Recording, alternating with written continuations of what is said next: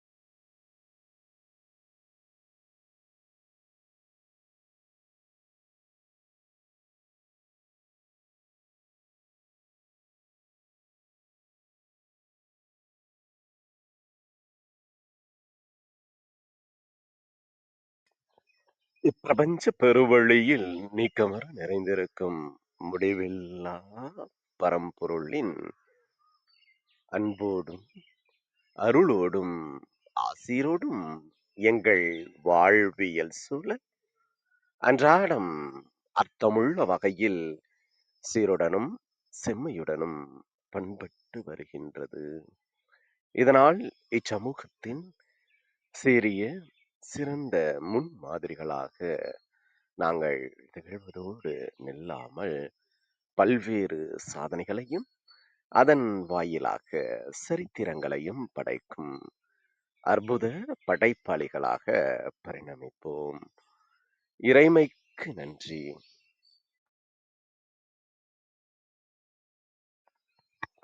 இனிய வணக்கங்கள் அன்பு நண்பர்களே. மீண்டும் ஒரு புத்தம் புதிய நன்னாள் இறைமையின் வரமாக நமது தளத்தின் 712வது நாள் நிகழ்விற்கு உங்கள் ஒவ்வொருவரையும் அன்புடன் வரவேற்பதில் பெருமகிழ்வு கொள்கின்றோம் நாங்கள். இந்த நாள் உங்களுக்கு ஆக சிறந்த நன்னாளாக அமைந்திடவும், நீங்கள் அடியெடுத்து வைக்கும் ஒவ்வொரு முயற்சிகளும் உங்களுக்கு ஆக சிறந்த வெற்றிகளை பரிசளிக்கவும் அன்பின் வாழ்த்துக்களை பகிர்ந்து கொள்வதில் பெருமகிழ்வு கொள்கின்றோம் நாங்கள். அன்பிற்கினிய நண்பர்களே, இந்த வாரம் முழுக்க நாம் வாளறிவன் என்ற ஒரு அற்புதமான தொகுப்பின் கீழ் நமது சிந்தனைகளை செழுமைப்படுத்த இருக்கின்றோம்.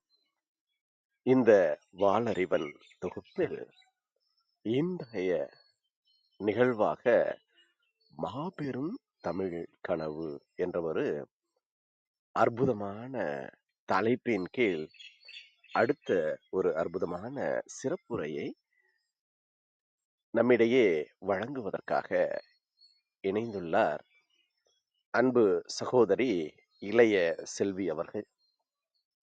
கல்லூரி படிப்பை படித்துக் கொண்டிருக்கக்கூடிய அன்பு சகோதரி அவர்கள் மிக செழுமையான வகையில் புத்தகங்களை தேர்ந்து படித்து அது சார்ந்த பகிர்வுகளை நம்மோடு பகிர்ந்து கொள்வதில் வல்லவராக விளங்கக்கூடியவர். தமது படிப்பு நேரம் போக எஞ்சிய நேரங்களில் பயனுள்ள நூல்களை கற்று தேர்ந்து அதை தம்மோடு நிறுத்தி கொள்ளாமல் நிறைத்து கொள்ளாமல் இந்த சமூகத்தோடும் பகிர்ந்து வாழும் ஒரு அற்புதமான ஆற்றலை உடையவராக அன்பு சகோதரி அவர்கள் திகழ்கின்றார்கள். இன்று நமது எளிய அழைப்பினை ஏற்று இன்றைய நிகழ்வின் சிறப்பு அழைப்பாளராக சிறப்பு பேச்சாளராக இணைந்துள்ள அன்பு சகோதரி இளைய செல்வி அவர்களை சொல்லரங்க சொந்தங்களாகிய உங்கள் ஒவ்வொருவரின் சார்பிலும் சரித்திரம் படைப்போம் தளம் அவரை இந்நிகழ்விற்கு வருக வருக வருக என வரவேற்பதில் பெருமகிழ்வு கொள்கின்றது. வாருங்கள், அடுத்த 50 நிமிடங்கள் அறிஞர் அண்ணா சார்ந்த மாபெரும் தமிழ் கனவு என்ற நூலின் சாராம்சத்தில் அவரோடு கரம் கோர்த்து நாமும் பயணிப்போம். நமது வாழ்வியல் புத்தகத்தில் புத்தம் புதிதாய் இன்று மலர்ந்துள்ள புதியதோர் பக்கத்தின் அழகியதோர் அத்தியாயத்தினை மாபெரும் தமிழ் கனவுடன் செழுமைப்படுத்துவோம்.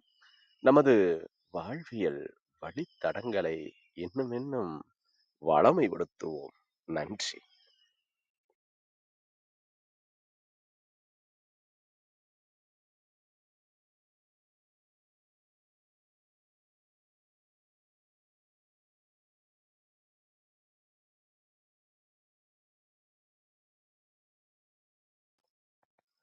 செல்வி வணக்கம்மா.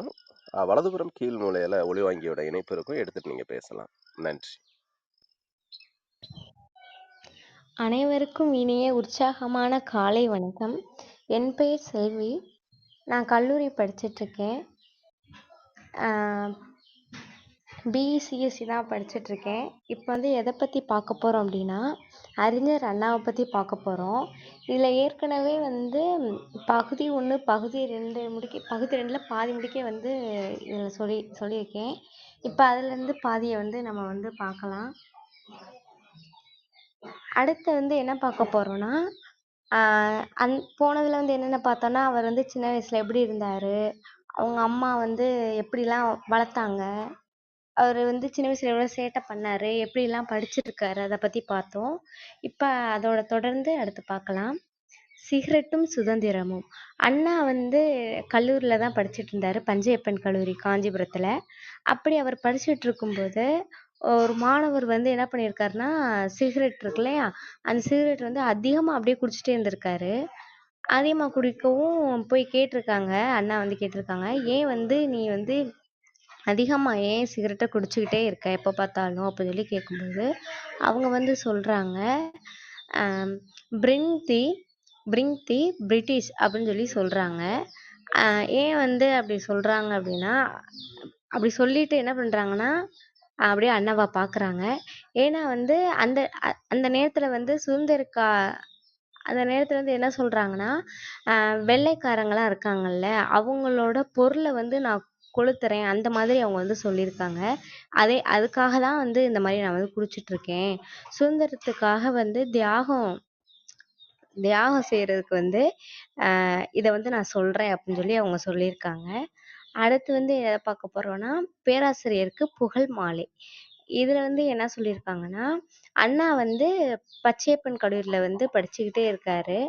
அதுல படிச்சுட்டு இருக்கும்போது, ஆ ஷேக்ஸ்பியர் புகழ வந்து பேராசிரியர் யாருன்னா, திரு கிருஷ்ணமூர்த்தி அவர்களோட வந்து கல்வி பயின்றுருக்காரு. இந்த மாரி திரு கிருஷ்ணமூர்த்தி நினைத்தா வந்து நெறையா மாணவர்கள வந்து உருவாக்கலாம். புதிய மாணவர்கள் எல்லா மாணவருக்குமே வந்து என்னதுன்னா, குலை நடுங்கும். அவங்க பார்த்தாலே வந்து அப்படியே அவ்வளோ பயமா இருக்கும். அவர்ட்ட இருந்து நல்ல ஒரு பழக்கவழக்கங்கள கத்துக்கலாம். அவர் வந்து ரொம்ப எப்படி சொல்றது? ரொம்ப அடக்கத்துடன் வந்து அவர் வந்து எல்லார்கிட்டயுமே பழகுவாங்க. ஆனா எப்படியெல்லாம் மாணவர்கள் பழகுறாங்களோ, அத பொறுத்து தான் அவரும் வந்து மற்ற மாணவர்கள்ட்ட வந்து பழகுவாங்கன்னு சொல்றாங்க. அதே மாரி வந்து ம் அதே மாரி ரொம்ப வந்து நெறைய மாணவர்கள்ட்ட வந்து ரொம்ப தோழர்களாகவும் அந்த திரு கிருஷ்ணமூர்த்தி அவர்கள் வந்து பழகுவாங்கன்னு சொல்லியிருக்காங்க. பேராசிரியர்கள் பேராசிரியர் பற்றி அறிஞர் அண்ணா வந்து லாஸ்ட் அவர் படிச்சு முடிக்கும்போது ஆ பாராட்டுனது வந்து இவரும் ஒருவரா இருந்திருக்காருன்னு சொல்றாங்க. அடுத்து வந்து என்ன பார்க்க போறோம்னா, 6 மாதம் ஆசிரியர். 6 மாதம் ஆசிரியர் பார்க்க போறோம். அண்ணா வந்து எம்.ஏ படிச்சுட்டாரு. எம்.ஏ படிச்சு முடிச்சதுமே, சென்னையில வந்து கோவிந்த நாயக்கன் பள்ளியில வந்து 6 மாதம் வந்து ஆசிரியரா வந்து பணிபுரிந்து வந்துட்டுருக்காரு. அப்ப வந்து என்னன்னா, கல்வியில வந்து ஒரு புதுசா வந்து எப்பயுமே கொஞ்சம் நடத்துனது நடத்தாம, கொஞ்சம் புதுசா வந்து நடத்தியிருக்காரு. அப்ப வந்து அண்ணாவுக்கு வந்து நெறைய நண்பர்கள் வந்து அந்த இடத்துல இருந்திருக்காங்க. "நீ நீங்க தான் வந்து ஆசிரியரா இருக்கணும். நீங்க தான் ஆசிரியரா வரணும்னு" சொல்லி நெறைய பேர் சொல்லியிருக்காங்க. அதுபடியா அவர் வந்து 6 மாதம் வந்து ஆசிரியரா வந்து நடந்திருக்காரு. அப்புறம் பின்னாடி வந்து பொது வாழ்வில வந்து ஈடுபடத் தொடங்கிட்டாரு. நண்பர்களுக்காக வந்து 6 மாதம் வந்து ஆசிரியரா இருந்துட்டு, அதுக்கப்புறம் அவரோட வாழ்க்கையில என்ன நினைச்சாரோ, அதுபடி அவர் தொடங்க ஆரம்பிச்சுட்டாரு. அடுத்து வந்து எத பார்க்க போறோம்னா, பகுதி 3 பார்க்க போறோம். கேட்டது ஒன்று, கிடைத்தது வேறு. இதுல வந்து என்னன்னா, அண்ணா வந்து அவரோட உத்தியோகத்துல இருக்கணும் அப்படின்றது வந்து என்னதுன்னா, ஒரு நல்ல ஒரு உத்தியோகத்துல இருக்கணும், நல்ல ஒரு வேலைக்கு போணும் அப்படின்னு வந்து யார் நினைச்சா அப்படின்னா, அவங்களோட தாயாரோட விருப்பம். இப்படிலாம் இருக்கணும் அப்படின்னு சொல்லிட்டு. ஆனா வந்து அண்ணாவுக்கு வந்து என்னன்னா, ஒருத்தவங்க கீழ வந்து நம்ம வந்து கீழ்ப்படிந்து ஒரு வேலை பார்க்கணும். அவங்க சொல்றது எல்லாத்தையுமே நம்ம கேட்கணும். அப்படின்றதுல வந்து அவருக்கு வந்து கொஞ்சம் கூட விருப்பமே இல்ல. அவர் வந்து எப்படி சொல்றாங்க, தாயாரோட விருப்பம். ஆனா வந்து இந்தபடி இருக்கிறது வந்து அவருக்கு விருப்பம் இல்ல. அதனால அவரோட சிறிய தாயார் சொல்ல வந்து அண்ணா வந்து எப்பயுமே வந்து தட்டி பேசினதே இல்ல. அப்ப வந்து சிறிய தாயார் வந்து வற்புறுத்தியிருக்காங்க. இந்த மாரி வந்து இந்த மாரி ஒரு வேலைக்கு போணும்ப்பா நீனு அப்படின்னு சொல்லி வற்புறுத்தனால அவர் வந்து என்ன சொல்றாருன்னா, அந்த மாரி நான் பண்றேன் அப்படின்னு சொல்லி சொல்லியிருக்காரு. பேச்ச தட்டினதே இல்ல எப்போதுமே. அப்ப வந்து குமாரராஜா வந்து யார் இருந்திருக்கான்னா, திரு முத்தையா செட்டியார் அவங்க வந்து இருந்திருக்காங்க. அவங்கள பார்க்க வந்து அண்ணா வந்து போயிருக்காரு சந்திக்க. சரி இவர போய் பார்ப்போம் அப்படின்னு சொல்லிட்டு போயிருக்காரு. அப்ப வந்து குமாரராஜா வந்து என்ன பண்ணியிருக்காருன்னா, அரண்மனைக்கு வந்து ஒரு ஓடை ஆற்றுல வந்து படகுல வந்து அமர்ந்திருக்காங்க. அமர்ந்து அண்ணாவோட வந்து அப்படியே கொஞ்சம் பேசிக்கிட்டே அப்படியே இருந்திருக்காங்க பேசிக்கிட்டே. அந்த அந்த படகுல உட்காந்து அப்படியே கொஞ்ச நேரம் அப்படியே பேசிக்கிட்டே இருந்திருக்காங்க 2 பேருமே. அப்புறம் வந்துன்னா ஒரு ரூ. 75க்கு வந்து சம்பளம் தரக்கூடிய கல்லூரி விரைவாளர் வேலை வந்து தர வேணும் அப்படின்னு சொல்லிட்டு அண்ணா வந்து கேட்டிருக்காங்க அவங்க கிட்ட. கேட்கும்போது குமார் ராஜா வந்து என்ன சொல்றாங்க, வேண்டாம். குமார் ராஜா வந்து என்ன சொல்றாங்க, வேண்டாம், நம்ம கட்சிக்கு வந்து நல்ல பேச்சாளர் கிடைப்பதெல்லாம் ரொம்ப வந்து பெருசு. அதனால வந்து கொஞ்சம் துணையாளரா நீ வந்து வந்துட்டா ரூ. 120 சம்பளம் வந்து நான் தரேன் அப்படின்னு சொல்லி சொல்றாங்க. சொல்லவும் சரி, அண்ணா வந்து அண்ணாவோட வீடு வந்ததும் இதே மாதிரி ராஜா அவர்களுக்கு கடிதம் வந்து எழுதி அனுப்புறாரு. என்ன கடிதம் எழுதி அனுப்புறாருன்னா, அன்புள்ள ஐயா, தங்கள் பணி உங்களோட பணியை வந்து மேற்கொள்ள ரொம்ப வருந்துகிறேன் நான் அப்படின்னு சொல்லி அவர் எழுதிட்டு அதை வந்து என்ன பண்றாரு அப்படின்னா, மாஜிஸ்ட்ரேட், அதாவது ஜட்ஜ் வேலை, அந்த ஜட்ஜ் வேலை கேட்ட மாஜிஸ்ட்ரேட் அவருக்கு அந்த கடிதத்தை எழுதிட்டு அப்போ வந்து என்னதுன்னா, அண்ணா வந்து அரசியல்ல வந்து புகுந்த நேரம், அரசியல்ல வந்து அப்பதான் இறங்கியிருக்காரு. இறங்கவும் இந்த மாதிரி ஒரு கடிதத்தை வந்து எழுதியிருக்காரு. அதே மாதிரி என்னதுன்னா, அந்த ஆர்வமாக வந்து அரசியல்ல வந்து சேர்ந்திருக்காரு. சேரவும் பொதுக்கூட்டங்கள்லாம் அதிகமா வந்து பேசியிருக்காரு. அதே மாதிரி இந்த மாதிரி அரசியல்ல வந்து ஈடுபட்ட போது எதையுமே வந்து அதாவது எதுவுமே வந்து பார்க்காம காலம் கழித்து அண்ணாவோட வாழ்க்கை வந்து கெட்டு போயிடும். முழுசா வந்து அதிலேயே வந்து சும்மா அங்கிட்டும் இங்கிட்டுமா போய் பேசி பேசி பேசி இவரோட காலம் வந்து கெட்டு போயிடும் அப்படின்றதுக்காக வந்து ஆஹ் இ- அப்படி அவருக்கு தெரிந்த வந்து அந்த சப் மாஜிஸ்ட்ரேட் வந்து என்ன பண்ணியிருக்காங்கன்னா, ஒருவருக்கு குமாஸ்தா வேலை, அந்த வேலையை வந்து கொடுக்கலாம் நினைச்சு அனுப்பியிருக்காங்க.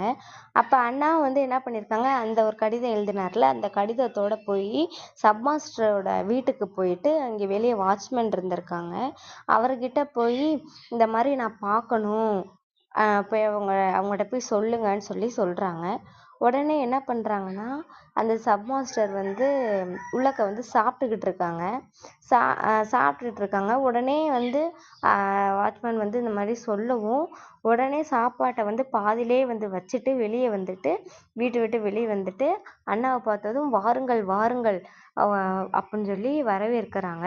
வரவேற்றதும் என்ன கேட்குறாங்க அப்படின்னா, அண்ணாட்ட என்ன கேட்குறாங்கன்னா, தாங்கள் தான் அண்ணாதுரையா அப்படின்னு சொல்லி கேட்குறாங்க. கேட்டதுமே வந்து என்ன சொல்றாங்கன்னா, 50 வயது தான் இருக்கும்னு நினைச்சேன் நானு, ஆனா நீங்க இவ்வளோ இளமையா இருக்கீங்களே அப்படின்னு சொல்லி வந்து சொல்றாங்க.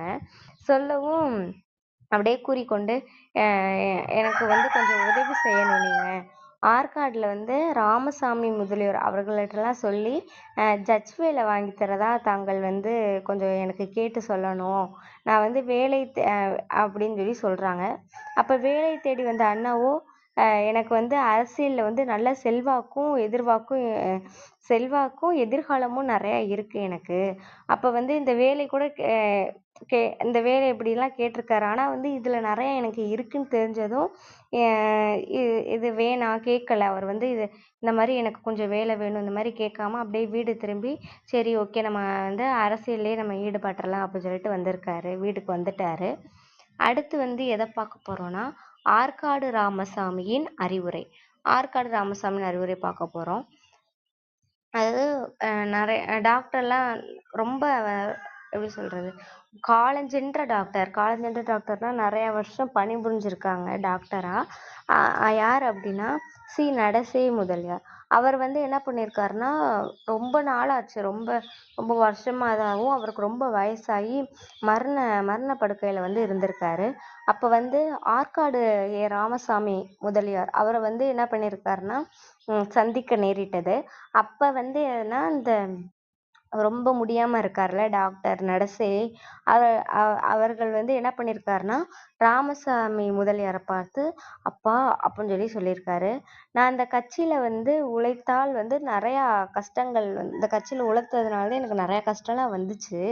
ஆனா வந்து எ அஹ் ஆனா வந்து என்ன சொல்றாங்கன்னா, அதுக்காக இந்த கட்சியை வந்து நான் வந்து அப்படியே கைவிட்டுலாம் போகல. இந்த கட்சி மட்டும் இல்லாட்டினா இந்த சமுதாயமே அழிஞ்சிருக்கும். ஆகையால் இந்த கட்சி வந்து கடைசி வரைக்கும் வந்து கைவிடாதே அப்படின்னு சொல்லியிருக்காங்க.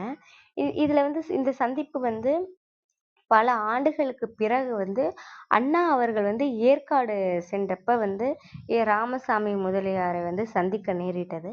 அப்போது அண்ணா அவர்களை நோக்கி ராமசாமி வந்து ஆஹ் வந்து கூறியிருக்காரு. என்ன கூறியிருக்காருன்னா, ஏனப்பா கட்சி கொள்கையை வந்து என்று அழைக்கிறாய் அப்படின்னு சொல்லி சொல்லவும், நான் வந்து ஒரு வேலை வாங்கி தரேன் அப்படின்னு சொல்லி நான் ஒரு வேலை வாங்கி தரேன், போய் சுகமா இரு அப்படின்னு சொல்லி அவர் வந்து சொல்லியிருக்காரு. ஆற்காடு போகவும் இவர் வந்து அண்ணா வந்து ஆற்காடு போகவும் இதெல்லாம் நடந்திருக்குன்னு இதுல சொல்லியிருக்காங்க. அடுத்து வந்து என்னதுன்னா இங்கிலீஷில் பேசு வந்து என்னதுன்னா கொஞ்சம் நம்ம வந்து இப்போ கொஞ்சம் படிச்சிட்டாலே வந்து இங்கிலீஷில் தான் நம்ம வந்து பேசணும். இது அதே மாதிரி இப்போ 12th வரைக்கும் பேசினாலே கொஞ்சம் கொஞ்சம் வந்து இங்கிலீஷ் தெரியுமா அப்படின்னு சொல்லி கேட்பாங்க. இதே நம்ம கல்லூரியெல்லாம் முடிச்சிட்டோம் அப்படின்னா நல்லா வந்து உனக்கு வந்து ஆங்கிலம் வந்து தெரியும், நல்லா பேசுன்னு சொல்லுவாங்க. அந்த மாதிரி வந்து அண்ணாவே வந்து என்ன பண்ணியிருக்காருன்னா, அவரும் வந்து கல்லூரியெல்லாம் படிச்சு முடிச்சிட்டாரு. அப்போ வந்து என்னதுன்னா நல்லா வந்து இங்கிலீஷில் பேச வேணும் அப்படின்றது அவரோட மனப்பான்மை இருந்த காலம் வந்து அது. அப்போ ஒரு நாள் வந்து என்ன ஆயிருக்கு அப்படின்னா, நம்ம நிறைய பேர் வந்து என்ன நல்லா இங்கிலீஷ்லேயே தமிழில் பேசுகிறோட இங்கிலீஷில் கொஞ்சம் கொஞ்சம் பேர் நின்று பேசினா, என்ன இவங்க இங்கிலீஷில் பேசுகிறாங்களே, நல்லா படிச்சிருப்பாங்களோ அப்படிலாம் நம்ம வியந்து பார்ப்போம். அந்த மாதிரி இப்போ அண்ணா வந்து சென்னை பச்சையப்பன் காலேஜில் வந்து கல்லூரியில் வந்து படிச்சிருக்காரு.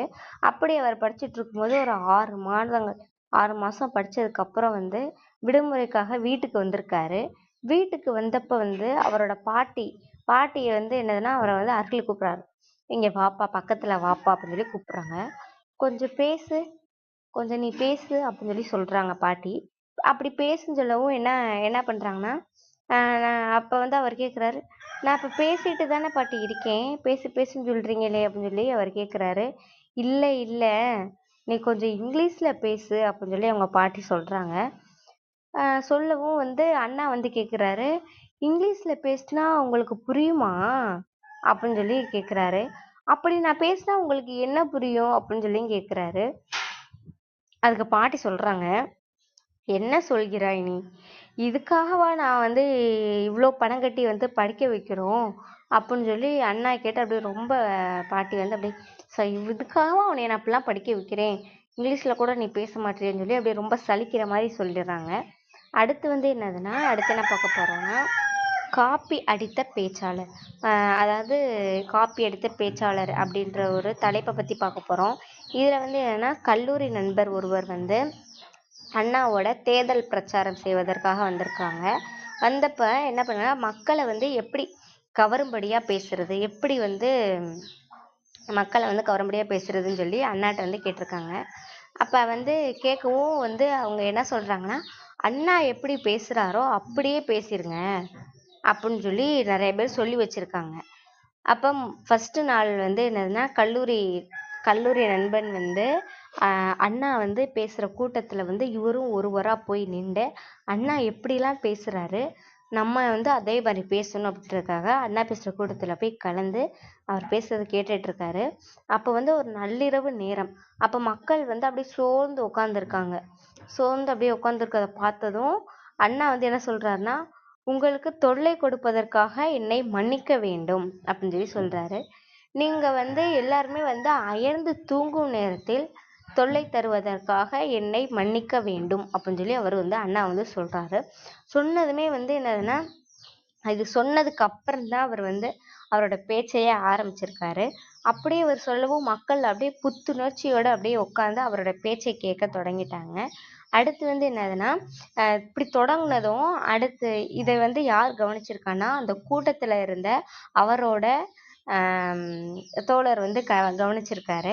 கவனிச்சுட்டு அடுத்து வந்து என்ன பண்ணுறாருன்னா இதை கவனித்து சென்ற அந்த நண்பர் வந்து என்ன பண்ணுறாருன்னா மறுநாளும் ஒரு கூட்டத்தில் கவனிச்சிருக்காரு. அப்போது வந்து என்னதுன்னா ஒரு 6 மணி, எல்லாருமே வந்து சுறுசுறுப்பாக இருக்காங்க. சுறுசுறுப்பாக இருக்கும்போது அந்த நண்பர் வந்து அவர் என்ன சொல்கிறாரு, அந்த நண்பனிடம் வந்து பேசுகிறாயா என்று கேட்டவுடன் எழுந்து சென்று பேச தொடங்கினார். அப்படியே வந்து அப்படியே பேசிட்டாரு, அப்படியே பேச தொடங்குறாரு. தொடங்குறப்ப வந்து என்னதுன்னா கூட்டத்தில் வந்து எல்லாருமே வந்து தூக்கத்தில் அவர் வந்து என்ன பேசுறாருன்னா நேற்று அண்ணா பேசுறத பார்த்தார்ல, எல்லாருமே தூக்கத்துல இருந்து எந்திரிக்கணும், உங்கள தொல்லை பண்றதுக்கு மன்னிக்கணும்னு சொல்லி அண்ணா பேசினார்ல. அதனால இவரும் வந்து என்ன என்ன சொல்றாருன்னா, கூட்டத்தின பார்த்து நீங்க எல்லாருமே தூக்கத்துல இருந்து எந்திரிக்கணும், உங்கள தொல்லை கொடுப்பதற்காக என்னை மன்னிக்கணும் அப்படின்னு சொல்லி சொல்றாங்க. இத கேட்டதுமே எல்லாருமே என்ன செய்றாங்க, கையெல்லாம் தட்டல. ஏன்னா எல்லாருமே வந்து கொல் கொல் அப்படின்னு சொல்லி எப்படி சொல்றது, அப்படியே அப்படியே சிரிப்பாங்கல்ல, அந்த மாதிரி கன்னு எல்லாருமே வந்து சிரிக்கிறாங்க. அண்ணா அப்ப வந்து இவர் யோசிக்கிறாரு, அண்ணா பேசினா மட்டும் என் கை தட்டுறாங்க, நான் பேசினா மட்டும் ஏன் கேலியா சிரிக்கிறாங்க அப்படின்னு சொல்லி இவர் வந்து வருத்தப்பட்டாராம். அடுத்து வந்து என்னதுன்னா, அடுத்து என்ன பார்க்க போறோம்னா, நேருவிடம் கொடுத்த துண்டு அறிக்கை. நேருவிடம் வந்து கொடுத்திருக்காங்க துண்டு அறிக்கை. என்னன்னா, முன்பு எப்பயாச்சும் வந்து என்ன பண்ணியிருக்காங்கன்னா, அண்ணா வந்து கல்லூரி மாணவராக இருந்திருக்காருல்ல, அப்ப அவர் இருந்த சமயத்துல சென்னைக்கு வந்து சுற்றுப்பயணம் வந்து வந்திருக்காங்க. வந்தப்ப வந்து என்னதுன்னா, பிரபாத் டாக்ஸில் அப்படின்ற ஒரு மாபெரும் பொதுக்கூட்டத்துல வந்து பேசியிருக்காங்க. பேசியிருக்கும்போது திலகர் நிதி பற்றி நாடெங்கும் அப்படியே, நாடு எங்க பார்த்தாலுமே வந்து அப்படியே பரபரப்பா வந்து அப்படியே பேசப்பட்டு வந்த சமயம் அது. அப்ப அதை பத்தி வந்து அண்ணா அவர்கள் வந்து ஆங்கிலத்தில் வந்து பேச அந்த ஒரு அறிக்கையை வந்து அவர் திரட்டியிருக்காரு. அப்ப மேடை அருகே சென்று என்ன பண்ணியிருக்காருன்னா, நேரு நேரு இருக்கார்ல, மேடையில போய் நேரு கையிலேயே போய் அந்த துண்டு அறிக்கையை வந்து கொடுத்துட்டு வந்துட்டாராம். அப்ப வந்து கொடுத்துட்டு வரவும் என்ன நினைக்கிறாங்கன்னா, எல்லாருமே வந்து அதுல இருந்து என்னன்னா, திலகர் நிதி அப்படின்ற ஒரு போரால் வந்து திலகர் நிதி ஒரு போரால் வந்து காங்கிரஸ்கள் எல்லாருமே எப்படியெல்லாம் மோசடி செஞ்சிருக்காங்க, அதை பத்தி ஒரு அச்சடிக்கை வந்து ஆங்கிலத்தில் அச்சடிக்கை வந்து அந்த சிறு துண்டுல வந்து எழுதியிருக்கு. அதை வந்து மேடையில ஏறி போய் அண்ணா வந்து நேரு கையிலேயே போய் கொடுத்துட்டு வந்துடுறாரு. அப்ப எல்லாரும் என்ன நினைக்கிறாங்கன்னா, இவ்வளோ ஒரு சிறிய இளைஞனுக்கு இவ்வளோ துணிச்சல் இருக்கா, நேருவின் கையிலே கொடுத்துட்டு போறானே அப்படின்னு சொல்லி எல்லாருமே வந்து அப்படி ஆச்சரியமாவும் பாக்குறாங்க, ஆத்திரமும் பட்டாங்க. என்ன இவனுக்கு இவ்வளோ தைரியம், இவன் வந்து இப்படி கொடுத்துட்டு போறானே அப்படின்னு சொல்லிட்டு. அடுத்து வந்து எது பார்க்க போறோம்னா, செங்கல்வராயன் முயற்சி தோற்றது பார்க்க போறோம். ஆங்கிலத்திலும் அருந்தமிழும் வந்து பேச்சாளராக யார் இருப்பா அப்படின்னா, திருட்டி செங்கல்வராயன். அவர் வந்து நல்ல பேச்சாளரா இருப்பாரு. அவர் வந்து எப்படின்னா, கல்லூரி படிச்சுட்டு இருக்கும்போது நாடு வந்து சுதந்திரம் பெற வேண்டும் என்பதில் வந்து தேசிய எழுச்சி தீவிரமாக இருந்த நேரம். அப்ப வந்து சுதந்திரம் பெறணும், அதுக்கு எல்லாருமே அப்படியே ரொம்ப பரபரப்பா இங்கிட்டு மாநாடு நடத்தி அப்படியே ஒரு கூட்டத்தை கூட்டி இதெல்லாம் பண்ணிட்டு இருக்காங்க. அப்போது வந்து கல்லூரி படுத்திருந்த ஒரு மாணவர் வந்து என்ன சொல்றாங்க, விடுதலை பெற வேண்டும் அப்படின்னு சொல்லி ஒரு மன்றத்தை வந்து நம்ம துவக்கலாம்னு சொல்லி அந்த மாதிரி ஒரு மன்றத்தை வந்து திறக்கிறாங்க. அப்படி திறக்கவும் என்ன பண்றாங்கன்னா, அதுல மேடை பேச்சுகள் வந்து நிறைய பேர் அப்படியே ஒவ்வொரு நாளும் பயின்று வந்திருக்காங்க. மன்றம் திறக்கனா ஒவ்வொரு நாளும் ஒவ்வொரு பேர் பேசணும் இல்லையா, அந்த மாதிரி வந்து அப்படியே ஒவ்வொரு பேரா அப்படியே பேச்சா வந்து பயின்று வந்துட்டு இருக்காங்க. அப்ப வந்து தோழர் செங்கல்வராயன் என்ன பண்றாங்க அப்படின்னா, அண்ணா அவர்களின் பேச்சாற்றல் பற்றி கூறுறாங்க. அவர் வந்து ரொம்ப நல்லா பேசுறவங்க, அவசியம் வந்து அவர்கிட்ட போய் நீங்க பேசி பாருங்கன்னு சொல்லி நண்பர்கள் எல்லாருமே வந்து சொல்றாங்க. அப்படி சொல்றதுனால நண்பர்கள் விருப்பப்படி அண்ணா அவர்களை வந்து சந்தித்ததும் என்ன பண்ணியிருக்காங்கன்னா, அந்த சந்திப்பின் மூலம் அவங்க வந்து என்னென்ன சொல்றாங்கன்னா, பண்புள்ள இயல்பு, அன்புமிக்க நட்பு, இவைகளை எல்லாமே நான் வந்து அண்ணாவிடம் கண்டேன் அப்படின்னு சொல்லி யார் சொல்றேன்னா, திரு செங்கல்வராயன் வந்து சொல்றாங்க. சொன்னதும் வந்து என்ன பண்றாங்கன்னா, அண்ணாவை கண்டதும் வந்து அவரை அவர் வந்து என்ன பண்றாங்கன்னா, அந்த இயக்கத்துல வந்து ஈடுபடணும், ஒரு மன்றம் தொடக்கியிருக்காங்கல்ல, அந்த மாதிரி ஒரு மன்றத்துல வந்து இவரையும் நம்ம சேர்க்கணும் அப்படின்னு சொல்லிட்டு ஈடுபடுத்த சேருமாறு பெரும் முயற்சி வந்து செஞ்சுட்டு இருக்காங்க. அண்ணா வந்து என்ன பண்றாங்க அப்படின்னா, செங்கல்வராயனோட அவங்களோட விருப்பப்படி அந்த கல்லூரி மன்றத்தில் வந்து சேர்றாங்க. சேர்ந்ததும் அங்க இருக்கிற சார்ந்துள்ள கட்சியில மட்டும் வந்து என்னதுன்னா, தன்னை வந்து கோர்த்து கொள்ளவில்லை. ஏன்னா இவர் ஏற்கனவே வந்து அரசியலிலும் இருக்காரு. அதனால மாறுபட்ட கருத்துக்கள் வந்து அங்க கொஞ்சம் கொஞ்சம் அப்படி இப்படி கொஞ்சம் இருக்கு.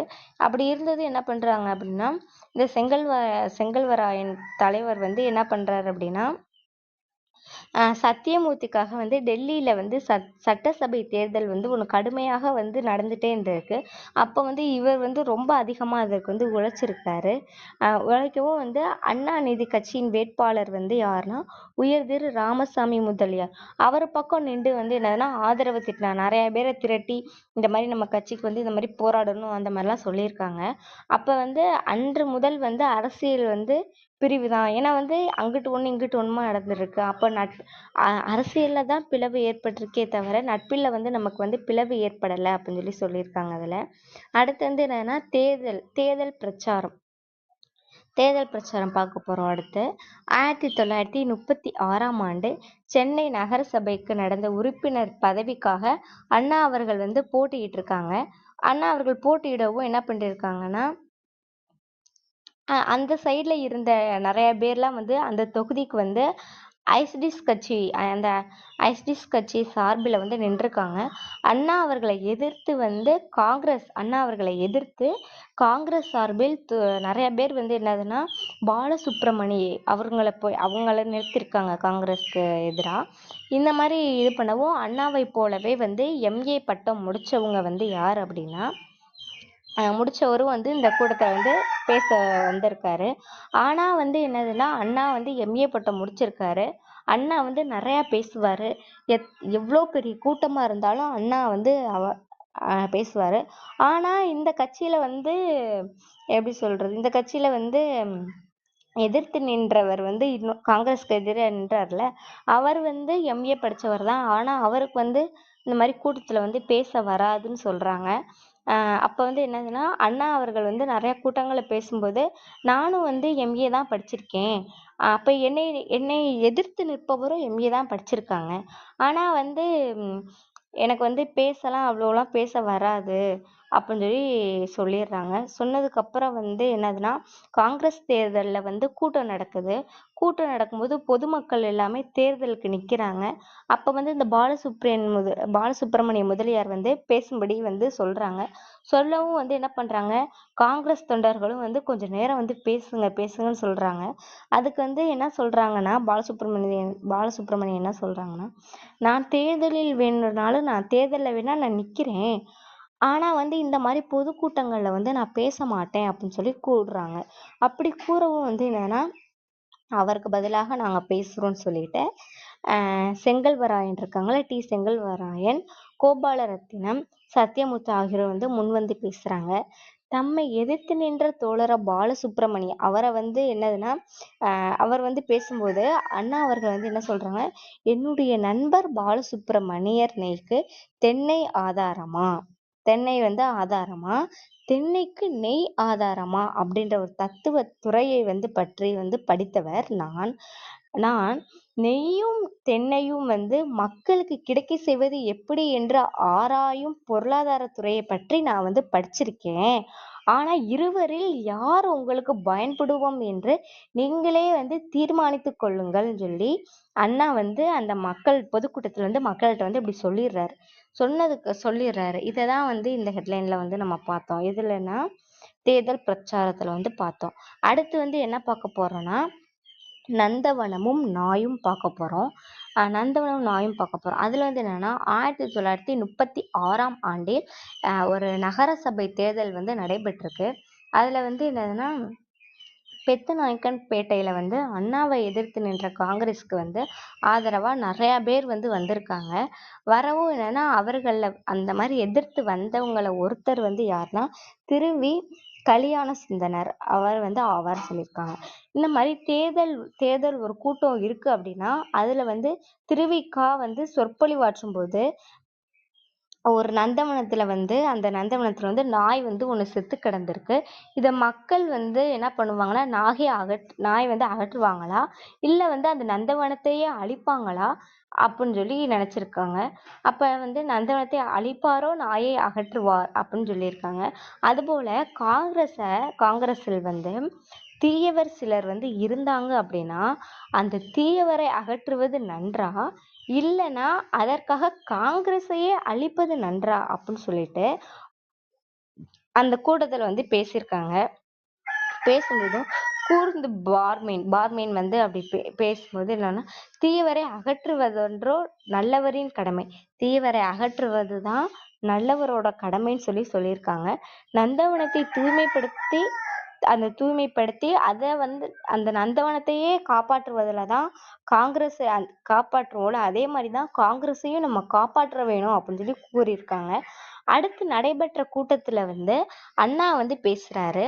அப்படி பேசும்போது அந்த திருவி கல்யாண சுந்தரனார் பேசும்போது நந்தவனத்தில் நாய் செத்து கிடந்ததால் நாயை அகற்றுவதோ அல்லது அந்த நந்தவனத்தையே அழிப்பதா என்று கேட்டார். நல்லவர்கள் வந்து சுகம் பெறணும், அந்த மாதிரி சுகம் பெறவும் நலிவடைந்தோர் வந்து குணம் பெறவுமே நந்தவனம் வந்து அமைஞ்சிருக்கு. ஆனா நல்ல மனிதர்கள் நுழைய வேண்டிய நந்தவனத்தில் நாய் நுழையலாமா? நாய் நுழைந்தால் பின் நந்தவனம் ஆகுமா அப்படின்னு சொல்லி வந்து யார் கேட்டாங்க? அண்ணா அந்த மாதிரிலாம் கேட்கிறாரு. அடுத்து வந்து என்ன கேட்கிறான்னா, நலிந்தவர்க்கும் நலம் பயக்க வேண்டிய நந்தவனம் நாயை வந்து சாகடிக்குமான்னு சொல்லி கேட்டிருக்காரு. அப்ப நாயும் சாகிறதா என்றால் நந்தவனம் மனம் வீசவில்லையா? அப்ப வந்து விஷக்காடு தான் நந்தவனத்துல வந்து வீசிக்கிட்டு இருக்கா?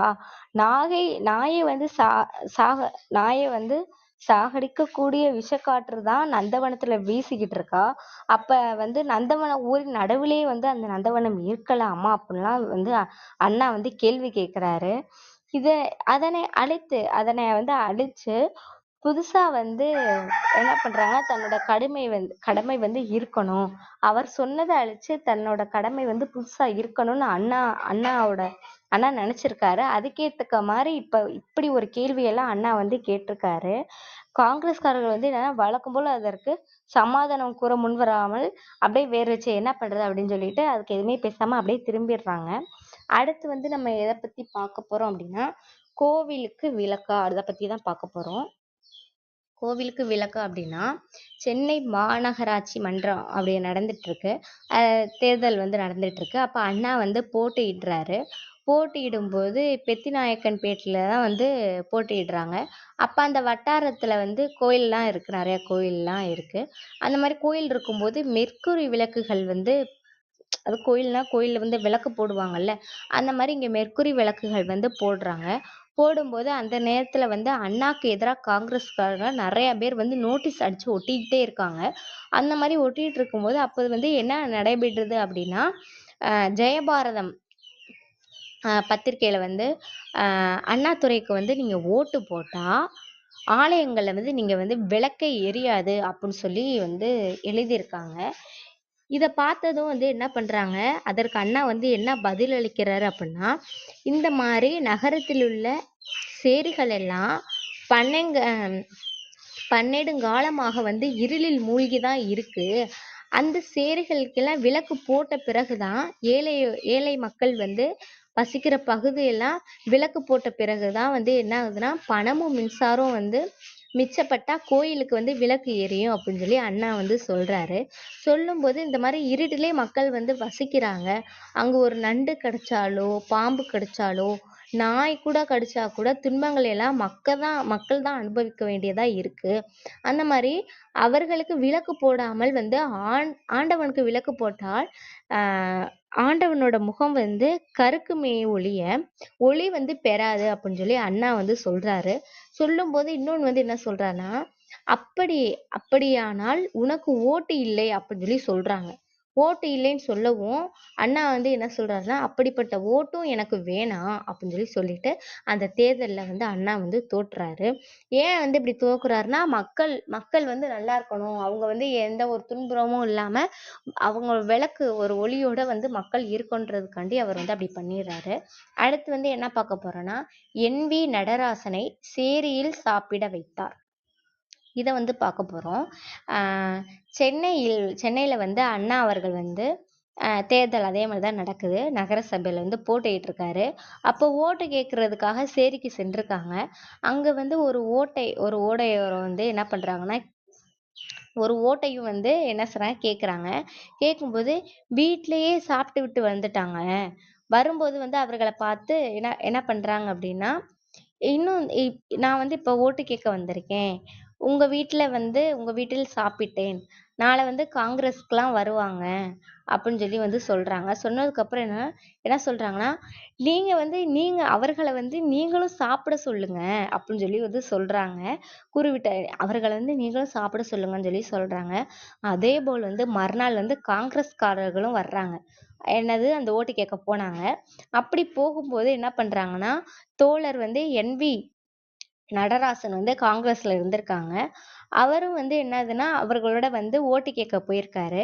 அப்படி போய் ஓட்டு கேட்கும்போது, வாருங்கள் கைப்பிடித்து கைப்பிடித்துக் கொண்டனர். கொண்டு என்ன பண்ணுவாங்கன்னா, சீனு சீனிவாச ஐயார் வந்து என்ன பண்ணா காங்கிரஸோட பிரமுகர். அவர் வந்து என்ன பண்ணாருன்னா, என்.வி. நடராசனும் இவரும் சேர்ந்து முதல் தடவையா என்ன பண்ணியிருக்காங்க, சேரியில் வந்து சாப்பிட்டுருக்காங்க. காங்கிரஸ்காரர்கள வந்து சேரியில் முதல் தடவையாக சாப்பிட வைத்த பெருமை வந்து அண்ணா அவர்களையே சேரும்னு சொல்லி சொல்லியிருக்காங்க. அடுத்து வந்து என்னதுன்னா, போக்கிரியை அடக்கினார். போக்கிரியை அடக்கினார் பார்க்க போறோம். என்ன பண்ணியிருக்காருன்னா, சென்னை அ சென்னையில வந்து பெத்துநாயக்கன்பேட்டையில வந்து நகரசபை தேர்தலுக்கு வந்து அண்ணா வந்து போட்டியிட்டிருக்காரு.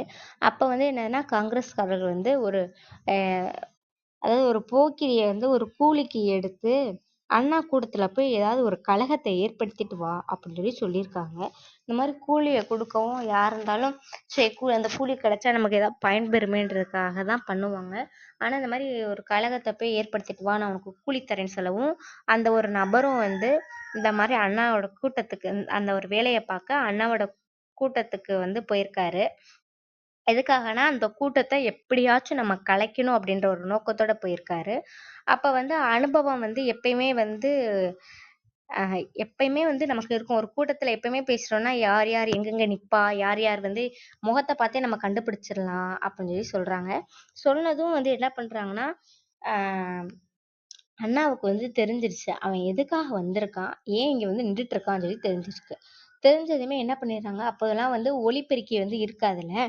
அதனால சுத்தி எல்லா பக்கமும் வந்து மக்கள் நிக்கும்போது என்ன பண்ணுவாங்கன்னா, எல்லாத்துக்கும் கேட்கணும் அப்படின்றதுக்காக திரும்பி திரும்பி பேசிக்கிட்டே இருப்பாங்க. அங்கிட்டு திரும்பி, இங்கிட்டு திரும்பி அப்படியே திரும்பி திரும்பி பேசுறது அந்த காலத்துல வழக்கமா இருந்திருக்கு. யார் யார் வந்து எப்படியெல்லாம் இருக்காங்க, என்ன நோக்கத்தோட இருப்பாங்க அப்படின்றதெல்லாம் வந்து அண்ணாக்கு வந்து தெரியும். அதே மாரி அங்க இருக்க தோழர்களுக்கும் தெரியும். உங்களோட வலியை கேவலம் எட்டனா, கண் அ கத்தனாவுக்கோ விற்க வேண்டும் என்று அந்த மாரி கேலியாகலாம் வந்து அப்படியே அண்ணா வந்து பேசிட்டே இருந்திருக்காரு. அப்படி அண்ணா வந்து பேசவும், அந்த போக்கிரி வந்து எதுவுமே செய்யல. ஏன்னா வந்து ஏதாவது வந்து இந்த மாரி காங்கிரஸ் பத்தி நம்ம எதிர்க்கணும், அப்படி பண்ணணும், இப்படி பண்ணணும்னு சொல்லியிருந்தா இந்த ஒருத்தவன் வந்தான்ல போக்கிரி, அவன் ஏதாச்சும் ஒரு சண்டை போட்டுட்டு போயிருந்திருப்பான். அந்த மாரி எதுவுமே செய்யாம சும்மா நின்டுட்டு, அம் அந்த கூட்டத்தையும் கலைக்காம போயிட்டா. அதே மாரி வந்து என்ன என்ன பண்றாங்க அப்படின்னா, அந்த காங்கிரஸ்ல இருந்து அனுப்புனாங்கல்ல, அவங்க வந்து கேட்குறாங்க, "நீ என்ன கூட்டத்த எதுவுமே நீ வந்து கலைக்கலையா?" அப்படின்னு சொல்லி கேட்குறாங்க. அப்ப வந்து அவர் வந்து என்ன சொல்றாருன்னா, அண்ணா ஏதாச்சும் பேசினா தானே நான் எதுவும் பேச முடியும். அவர் சும்மா அப்படியே ரொம்ப அப்படியே கொஞ்சம் அ அப்படியே கொஞ்சம் அப்படியே மெதுவா அப்படியே சும்மா அப்படியே பேசிட்டு இருந்தாரு. நான் அப்ப போய் என்ன பேசி அந்த கூட்டத்த கலைக்கிறதுன்னே எனக்கே தெரியல. ஆனா இனிமே அடுத்து நான் போம்போது அந்த கூட்டத்த நான் எப்படியாச்சும் நான் கலைச்சிடுறேன். நீங்க கவலைப்படாதீங்க. எப்படியாச்சும் இந்த கூட்டத்த நான் கலைச்சிடுறேன்னு சொல்லி சொல்லிடுறாங்க. இந்த மாரி சொல்லவும் என்ன பண்றாங்க, அடுத்த தடவ பண்ணிடுறேன்னு சொல்லவும், இவங்களும் இந்த ஒரு போக்கிரி இந்த நபரை நம்பி அப்படியே கூலி கொடுத்துக்கிட்டே இருக்காங்க. இப்போ வந்து பகுதி 3 ஃபுல்லா நம்ம பார்த்துட்டோம். அடுத்து என்ன பார்க்க போறோம்னா, பகுதி 4 பார்க்க போறோம். 4ல வந்து என்னென்ன பார்க்க போறோம்னா, 1934ஆம் ஆண்டு வந்து கோவை இருக்குல்ல, கோயம்புத்தூர் பக்கத்துல வந்து என்ன இருக்குன்னா, அருகில் உள்ள திருப்பூர்ல வந்து செங்குந்த இளைஞர் அவங்க வந்து என்னதுன்னா, ஒரு மாநாட்டுல வந்து இரையாற்றிருக்காங்க. என்ன இரையாற்றிருக்காங்கன்னா, அண்ணாவும் இருக்காரு. அண்ணாவோட தந்தையா யாரு இருக்காங்க அப்படின்னா, பெரியார வந்து சந்திச்சிருக்காங்க. அடுத்து வந்து என்னன்னா, கல்லூரி நாட்கள்ல வந்து அண்ணா வந்து எழுதிய வந்து தமிழ் கட்டுரை வந்து எதை பத்தி இருக்கு அப்படின்னா, மகளிர் சமத்துவம் அதை பத்தி இருக்கு. அதே மாதிரி ஆங்கிலத்திலேயே வந்து அவர் வந்து ஒரு கட்டுரையை வந்து எழுதியிருக்காரு. 1934ல வந்து ஆஹ் 1934ல இருந்து 1936 வரை அண்ணா வந்து ஒரு தொழிற்சங்கவாதியாக தான் இருந்திருக்காரு. அதே மாதிரி அப்போ அவர் காங்கிரஸில் இருந்து NB நடராசன் அந்த ஒரு தொடர்பு வந்து அவருக்கு வந்து ஏற்பட்டது. இந்த மாதிரி தொழிற்சங்கத்தில் வந்து பணியாற்றிய அண்ணாவுக்கு ஆல்பர்ட் ஜேசுதான் அப்படின்ற ஒரு பொது உடைமைவாதி வந்து யார் கொடுத்துருக்காங்க அப்படின்னா திரு வாசுதேவ் அவர்களின் தொடர்பு வந்து அவருக்கு வந்து கிடைச்சிருக்கு. இந்த மாதிரி கொஞ்சம் கொஞ்சம் காலம் வந்து சென்னையில வந்து தொண்டை மண்டல துளுவ வெள்ளலார் பள்ளியில் வந்து ஆசிரியராகவும் அவர் வந்து பணிபுரிஞ்சிருக்காரு. அடுத்து வந்து என்னன்னா 1934ல் திரு வாசுதேவ் நடத்திய வந்து பாலபாரதி அப்படின்ற ஒரு இதழில் துணை ஆசிரியரா வந்து இவர் வந்து பணியாற்றிருக்காரு. அதே மாதிரி 1937ல் காஞ்சி மணிமொழியார் நடத்திய வந்து அவங்க என்ன நடத்திருக்காங்கன்னா நவயுகம் அப்படின்ற ஒரு இதழில் சிறிது காலம் வந்து துணை ஆசிரியராக வந்து இவர் வந்து பணிபுரிஞ்சிருக்காரு. 1936ல் வந்து சென்னை மாநகராட்சியில எப்படி தேர்தல் வந்து நடத்துவோம் இல்லையா, அதுல வந்து பெத்துநாயக்கன் பேட்டையில வந்து நின்று தோத்துருக்காரு. நம்ம வந்து சொன்னோம் இல்லையா, அவர் வந்து அந்த விளக்கு வந்து மக்களுக்காக எரியுன்னு சொல்லிட்டு, அதனால வந்து அவர் வந்து தோத்துட்டாரு. அடுத்து 55 ஆண்டுகளுக்கு முன் 1934ல் திருச்சி தேவர் மன்றத்துல நீதி கட்சி மாநாடு ஒன்றை வந்து அப்படியே ரொம்ப பெரிய அளவுல வந்து நடத்திருக்காங்க.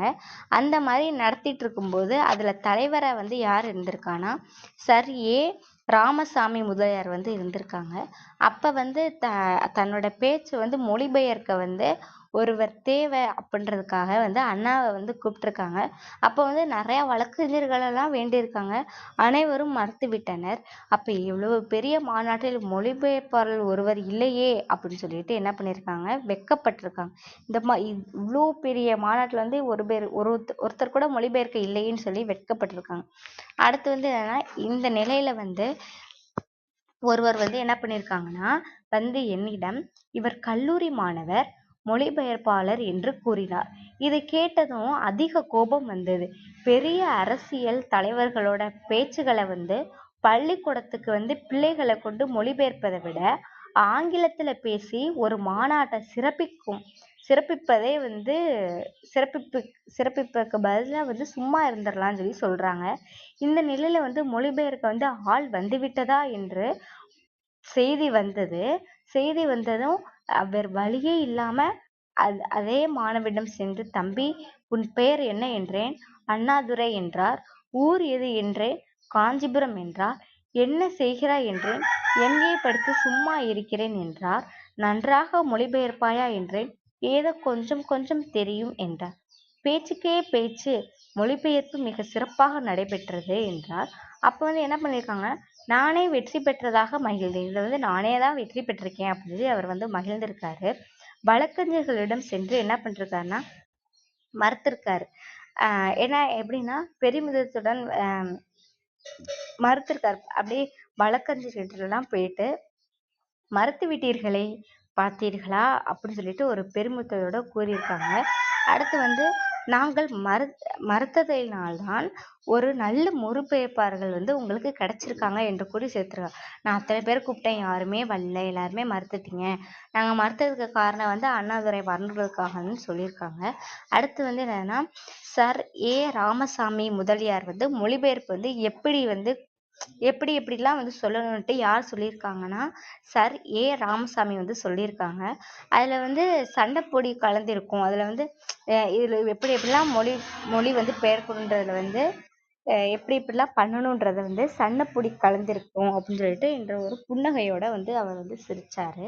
அடுத்து வந்து என்னதுன்னா ஆங்கிலம் வந்து நிறைய பேர் கற்பாங்கல்ல, அந்த மாதிரி ஆங்கிலம் கற்றவர்கள் நிறைய பேர் வந்து அம்மொழியிலே வந்து ஆழ்ந்து விடுகிறது. இந்த மொழியை கற்றப்ப இதுக்குள்ளேயே போயிடணும்னு சொல்லிட்டு அப்போ ஒருவர் என்ன பண்ணியிருக்காருன்னா கரையேறினாலும் அவர்களை வந்து கரையேறியது தமிழ்நாட்டு கரையாக இருக்கல. ஆனா வந்து எந்த கரையில வந்து அறிஞர்கள், அதாவது ஆங்கில கடல்ல நீந்தி தமிழ் கரை ஏறிய அறிஞர்களில் அண்ணாதுரையும் ஒருவன் சொல்றாங்க. எந்த ஒரு அதாவது ஆங்கிலத்தை வந்து எல்லாருமே தான் கற்கிறோம். அந்த மாதிரி கற்று அந்த மொழியிலேயே வந்து நம்ம விழுந்துடுறோம். ஆனா அண்ணாதுரை வந்து ஆங்கிலத்தையும் கற்று ஆனா தமிழ் மொழியில வந்து அவர் வந்து கரையேறுகிறாருன்னு சொல்றாங்க. அடுத்து வந்து என்னதுன்னா பெரியார் ஈவேரா அவர்களோட ரொம்ப நெருங்கிய பழக்கம்லாம் இருந்திருக்கு. அந்த மாதிரி பழக்கம் வந்து இவருக்கும் இருந்திருக்கு, அண்ணாதுரைக்கும் இருந்திருக்கு. அப்போதெல்லாம் வந்து என்ன பண்ணியிருக்காருன்னா பெரியாரை போய் ஆதரிப்பதும் அவரோட பிரிந்தவர்களை வந்து வெறுப்பதும் இந்த மாதிரி வெறுத்தும் வந்தனர். இந்த மாதிரி நிறைய பேர்லாம் இப்படி அவர் யாரை ஆதரிக்கிறாங்களோ அவங்கள ஆதரிச்சு அவங்கள யார் வெறுக்கிறாங்களோ அந்த மாதிரி அவருக்கு சப்போர்ட்டா இருந்திருக்காங்க. அதே மாதிரி அண்ணாதுரை வந்து நெருங்கி பழகுறதுனால தான் என்னுடைய முறையும் வந்து அங்க வந்துருச்சுன்னு சொல்றாங்க. காலியான என் இடமும் வந்து பெரியாரால் வந்து நிரப்பப்பட்டது அப்படின்னு சொல்றாங்க. நிறைய பதவிகள்ல வந்து அண்ணாதுரைக்கு வந்து பொருள் வசூலிக்க அந்த மாதிரி நிறைய இது வந்து இவரால வந்து ஆயிடுக்குன்னு சொல்றாங்க. அதே மாதிரி இவர் வந்து நெருங்கி பழக ஆரம்பிச்சதுனால தான் இந்த மாதிரி வெளியேறு முறையும் வந்து விட்டதுன்னு சொல்றாங்க. அடுத்து வந்து என்னதுன்னா பேராசிரியர் R.V. சேதுப்பிள்ளை அவர்களுடைய ஒரு முறையும் இன்னொன்று வந்து பேராசிரியர் சா தோமசுந்த பாதிரியார் இவரோட ஒரு முறையும் கம்பராமாயணம் பற்றிய சொற்போர் இது வந்து சென்னையில இந்த மாதிரி சேலத்தில் நடைபெற்ற இந்த மாதிரி இவர்களெல்லாம் வந்து சந்திச்சிருக்காரு. இந்த இரண்டிலும் யார் வந்து வெற்றி பெற்றிருக்காங்க அப்படின்றதான் இதுல வந்து இருக்கிற கேள்வின்னு சொல்லியிருக்காங்க. இவங்க 2 பேருமே வந்து சொற்போர் நிகழ்த்த ஒப்புக்கொண்டதே அண்ணாதுரைக்கு ஒரு வெற்றியா அமைந்தது. இந்த மாதிரி நான் சொல்றேன், இந்த மாதிரி சொற்போர் ஆற்ற இதுவே வந்து அண்ணாவுக்கு வந்து பெரிய வெற்றியாக இருக்குன்னு சொல்லியிருக்காங்க. தமிழ்நாட்டுல வந்து படிப்பில்லாத மக்களில் பெரும்பான்மையோரை பேச்சின் மூலம் வந்து தட்டி எழுப்பிய நிறைய பேர் வந்து இந்த மாதிரி ஒரு பெருமையில தான் வந்து பெரியாருக்கும் வந்து பெரும் பங்கு உண்டு. இந்த மாதிரி பெருமையில வந்து பெரியாருக்கும் பெரும் பங்கு உண்டுன்னு சொல்றாங்க. அடுத்து வந்து என்னதுன்னா அடுத்து வந்து அது போல வந்து நிறைய பேர் படிச்சு முடிச்சிருப்பாங்கல்ல இளைஞர்கள், அவர்களோட பேச்சுல எல்லாமே வந்து அண்ணாதுரை இந்த மாதிரி நிறைய அவரோட அன்புல வந்து அண்ணாதுரைக்கு வந்து நிறைய வந்து இடம் உண்டுன்னு சொல்றாங்க. அடுத்து வந்து என்னன்னா அண்ணாதுரை வந்து என்ன பண்ணியிருக்காங்கன்னா ஆங்கிலத்தில் நல்லாவும் பேசுவாங்க. அந்த மாதிரி ஒரு ஆற்றல் படைத்தவர் வந்து அறிஞர் அண்ணா. இந்த காலத்துல வந்து மேடை பேச்சுல எல்லாம் வந்து பயனிலையை முன்வைத்து செயல்படுதலை பின்னே வைத்து பேசப்படுகிறது. அது வந்து என்னதுன்னா அதுக்கு வந்து ஒரு தூது அனுப்பினர். பதில் வந்தது என்றிராமல் அனுப்பினார். தூது வந்திருக்கு என்றிருக்கும். இம்முறையை நம் நாட்டில் மேடை பேச்சுகளில் முதலில் புகுத்தியவர் அன்பர் அண்ணாதுரையே ஆவார் அப்படின்னு சொல்லியிருக்காங்க. அடுத்து அன்பர் அண்ணாதுரை அவர்களுடைய உள்ளம் தூய்மையானது, விருப்பு வெறுப்பற்றது. இதனாலேயே வந்து நிறைய பேருடைய அன்பு வந்து இவருக்கு பாத்திரமா இருந்திருக்குன்னு சொல்றாங்க. இன்னும் வந்து 2 ஆண்டு இருந்திருந்தார்னா உலக தலைவர்களில் ஒருவராக ஆயிருப்பாங்கன்னு சொல்றாங்க. அடுத்து வந்து என்னதுன்னா சண்டே அப்சர்வர் அப்படின்ற யாருன்னா பி பாலசுப்ரமணியம் அவர்கள் வந்து அவர்களும் இன்னொருத்தர் யாருன்னா திரு டி.வி. நாதன் இவர்களும் வந்து என்னதுன்னா அண்ணாவோட நீதி கட்சியில சேர்ந்து பணியாற்ற காரணமாவும் இருந்திருக்காங்க. அடுத்து அண்ணாவோட சிற்றன்னை ராசாமணி அம்மையார் இருக்காங்க, அவங்கள சந்திச்சு அவர்களின் சம்மதத்தை பெற்று அண்ணாவை முதலில் நீதி கட்சி நிகழ்ச்சிக்கு அழைச்சு கொண்டு போய் அண்ணாவை வந்து அறிமுகப்படுத்தியிருக்காங்க. ஓகேவா. அடுத்து வந்து என்னதுன்னா எதை பத்தி பார்க்க போறோம்னா இன்ன வரைக்கும் பகுதி 4ல வந்து என்னென்னலாம் பண்ணியிருக்காரு அப்படின்னு சொல்லி பார்த்துருக்கோம். இப்ப வந்து என்ன பார்க்க போறோம்னா தொழிற்சங்க துறையில் அண்ணா அந்த ஹெட்லைனை பத்தி பார்க்க போறோம். அவர் வந்து கல்லூரி முடிப்பை வந்து முடிச்சிட்டாரு அண்ணா. அப்ப முதல்ல என்ன பண்றாருன்னா தொழிற்சங்க துறையில வந்து ஈடுபட்டிருக்காரு. அப்ப தொழிலாளர்களிடையே வந்து ஒரு ஒற்றுமை, எல்லாரும் அப்ப தொழில் பண்றோம்னா நிறைய பேருக்கு ஒற்றுமை இருந்தாதான் அந்த தொழில் நல்லபடியா வெற்றி பெறும். அந்த மாதிரி ஒற்றுமை வந்து அப்படியே ஓங்கி இருக்கு. ஓங்கி பெற்றிருக்கு. உரிமை பெற்றவர்களாக எல்லாருமே விளங்கியிருக்காங்க. அந்த மாதிரி விளங்கிட வேண்டும்ன்றதுக்காக 1934ஆம் ஆண்டுல இருந்து 3 ஆண்டு காலம் வந்து பாடுபட்டார். இந்த மாதிரி யாருமே வந்து ஒற்றுமையா இருக்கணும், எல்லாரும் வந்து உரிமை பெற்றவர்களாக இருக்கணுன்றதுக்காக 3 ஆண்டு காலம் வந்து பாடுபட்டிருக்காரு. அப்போது வந்து என்னதுன்னா தொழிற்சங்க துறையில் முனைந்து செயல்பட்டு வந்திருக்காங்க. யாருன்னா தோழர்கள் வந்து வாசுதேவ் ஆல்பர்ட், ஜேசுதாஸ், என்.வி. நடராசன், இந்த மாதிரி நிறைய பேரோட அண்ணாவும் தொழிற்சங்க நடவடிக்கையில வந்து இறங்கியிருக்காரு. அடுத்து வந்து என்னதுன்னா அடுத்து வந்து எதை பத்தி அடுத்து வந்து என்னன்னா அப்போது வந்து இந்த மாதிரி தொழிற்சங்க துறையில வந்து நிறைய பேர் முனைந்து வந்து நிறைய பேர் வந்து செயல்பட்டிருக்காங்க. அடுத்து வந்து லட்சுமணபுரையில் நடைபெற்ற அகில இந்திய தொழிற்சங்க காங்கிரஸ் மாநாட்டிற்கு வந்து யாரை வந்து அழைக்கிறாங்க அப்படின்னா ஜம்னாதாஸ் மேத்தா அந்த மாதிரி ஒரு தலைமையில வந்து ஒரு குழு வந்து நடைபெற்றிருக்கு. அதுல அண்ணாவும் தமிழக பிரதிநிதிகளை ஒருவரா வந்து போய் சேர்ந்திருக்காரு. இந்த மாதிரி அதாவது இங்கிருந்து சென்றவர்கள் எல்லாம் அண்ணாவை வந்து ஒரு பொருட்டாக மதிக்கவில்லை. தமிழ்ல இருந்து வந்து இது பண்ணால கொஞ்சம் கூட ஒரு மரியாதை கொடுப்பாங்கல்ல, அந்த மாதிரி ஒரு மரியாதையவே வந்து கொடுக்கல. மாநாட்டில் வந்து மாநாட்டில் வந்து ஒரு தீர்மானம் வைக்கிறாங்க. அது வந்து சிறிது நேரம் வந்து அண்ணாவுக்கு வந்து கிடைச்சது. இந்த மாதிரி தீர்மானம் வைக்கிறோம், அப்ப நீங்க வந்து பேசுங்க சொல்லுவோம். அண்ணாவுக்கு வந்து பேச வாய்ப்பு கிடைச்சது. அதுல வந்து என்ன சொல்றாருன்னா கொஞ்ச நேர பேச்சிலேயே மாநாட்டுக்கு வந்திருந்த அனைவரையும் அப்படியே கொஞ்ச நேரத்துல பேசியே மாநாட்டுக்கு வந்து எல்லாத்தையுமே வந்து கவர்ந்து விட்டாரு. அடுத்து வந்து மாநாடு முடியும் வரை எல்லாருமே அண்ணாவையே அப்படியே பார்த்து அப்படியே அண்ணா என்ன பேசுவாரு அந்த மாதிரி அவரையே கொஞ்சம் இன்ட்ராக்ட் பண்ணி எல்லாருமே இருந்திருக்காங்க. அடுத்து வந்து என்னன்னா அந்த மாநாட்டில் தான் அண்ணா வந்து என்ன பண்ணியிருக்காங்கன்னா அகில இந்திய தொழிற்சங்க காங்கிரஸோட செயற்குழு உறுப்பினராக தேர்ந்தெடுக்கப்பட்டார். அதுலதான் அடுத்து வந்து என்னதுன்னா தொழிற்சங்க துறையிலிருந்து அண்ணாவை நேரடியாக அரசியல வந்து ஈடுபட்டது வந்து அந்த சண்டே அப்சர்வர் பாலசுப்ரமணியம் அவர்கள் தான் வந்து இந்த மாதிரி ஒரு வாய்ப்பை வந்து அவருக்கு வந்து அளிச்சு கொடுத்துருக்காரு. அடுத்து வந்து என்ன பார்க்க போறோம்னா பொது வாழ்க்கை அதை பார்க்க போறோம். பொது வாழ்க்கையில வந்து என்ன பார்க்க போறோம்னா தந்தை பெரியாரோட 1936 இருந்து சுற்றுப்பயணம் வந்து மேற்கொண்டிருக்காரு. அந்த மாதிரி மேற்கொண்டிருப்ப வடநாட்டுல வந்து பெரியார் சுற்றுப்பயணம் செய்த போது அவங்களோட யார் யார் செஞ்சிருக்காருன்னா அண்ணா, அவரோட தந்தை பெரியார், அப்புறம் பேச்சை ஆங்கிலத்தில் மொழிபெயர்ப்பு செஞ்சார். அந்த மாதிரி பேச்செல்லாம் மொழிபெயர்த்து ஆங்கிலத்தில் செஞ்சிருக்காங்க. அப்போது வந்து கல்கத்தால இருந்த உடைமைவாதி யார் அப்படின்னா எம்.என். ராய் அவர்களுடன் வந்து தொடர்பு ஏற்பட்டது. அப்ப தந்தை பெரியார் வந்து என்ன பண்றாருன்னா டாக்டர் அம்பேத்கர் அவர்களை சந்திச்ச போது அண்ணாவுடன் இருந்து மொழிபெயர்ப்பு செஞ்சிருக்காங்க. அப்ப வந்து அண்ணா வந்து ஜஸ்டிஸ் அந்த மாதிரி கட்சி தலைவர்களான திரு டி.ஏ.வி. நாதன், அப்புறம் வந்து யாருன்னா திரு பாலசுப்ரமணியன் இவங்களோட தொடர்பு வந்து கிடைச்சிருக்கு.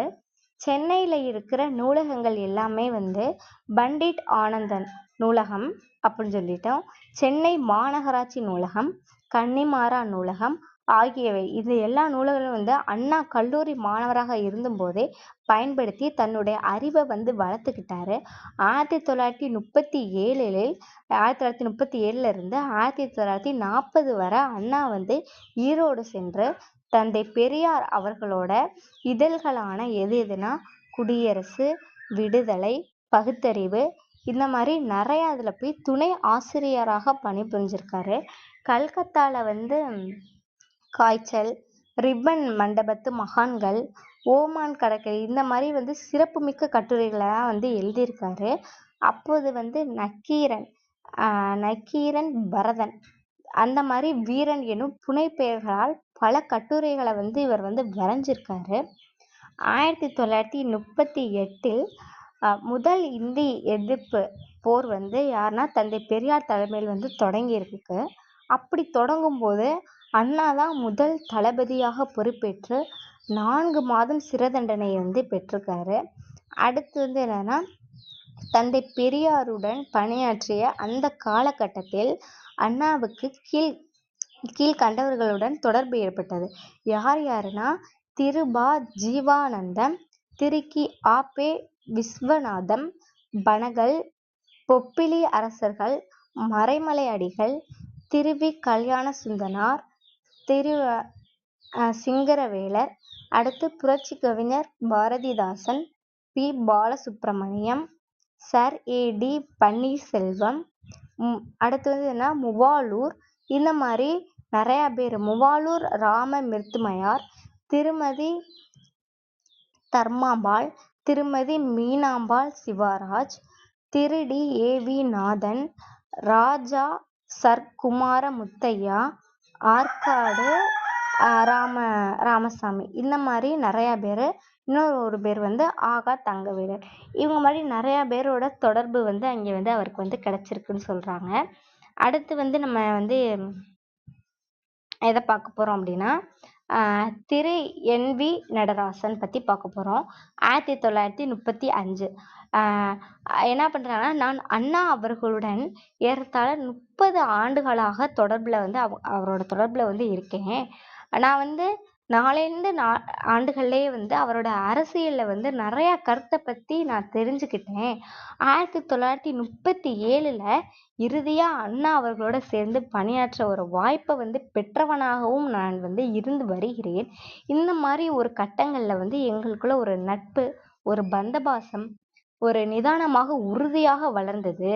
அண்ணா அவர்கள் வந்து ஒரு அரசியலில் வந்து கட்சி தலைவராக மட்டுமல்ல, ஒரு குடும்ப தலைவராகவும் சிறந்து விளங்கியிருக்காரு. இந்த மாதிரி ஒரு உறவு வந்து எனக்கு மட்டுமல்ல, அந்த கழக பணி எல்லாருக்குமே வந்து அந்த அந்த ஒரு உறவு வந்து கிடைச்சிருக்கு. இது வந்து இந்த மாதிரி ஒரு உறவு வந்து உயிரினும் மேம்பட்டது என்று அவர் வந்து சொல்லியிருக்காரு.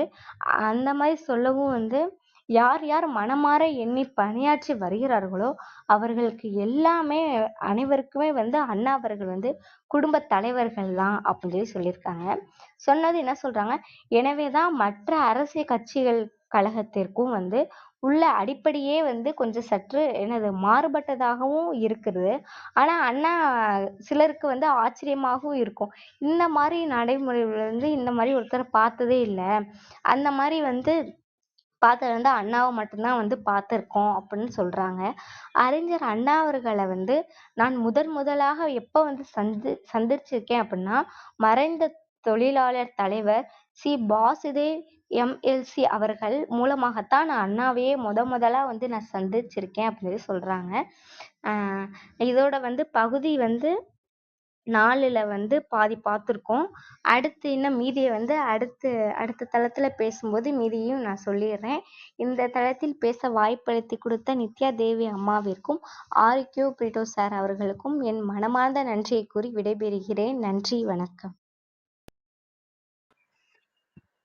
நன்றிங்க. மிகவும் சிறப்பான ஒரு அற்புதமான சிறப்புரையாக இந்து தமிழ் திசை பதிப்பகம் வாயிலாக வெளிவந்த மாபெரும் தமிழ் கனவு அறிஞர் அண்ணா பற்றிய அற்புதமான பார்வையினை அதிகாலை அன்பு பரிசாக நமக்கு வழங்கிய தருணங்களுக்காக அன்பு சகோதரி இளைய செல்வி அவர்களுக்கு சொல்லரங்க சொந்தங்களாகிய உங்கள் ஒவ்வொருவரின் சார்பிலும் சரித்திரம் படைப்போம் தளம் மனம் நிறைந்த நன்றிகளையும் வாழ்த்துக்களையும் பாராட்டுகளையும் பகிர்ந்து கொள்வதில் பெருமகிழ்வு கொள்கின்றது.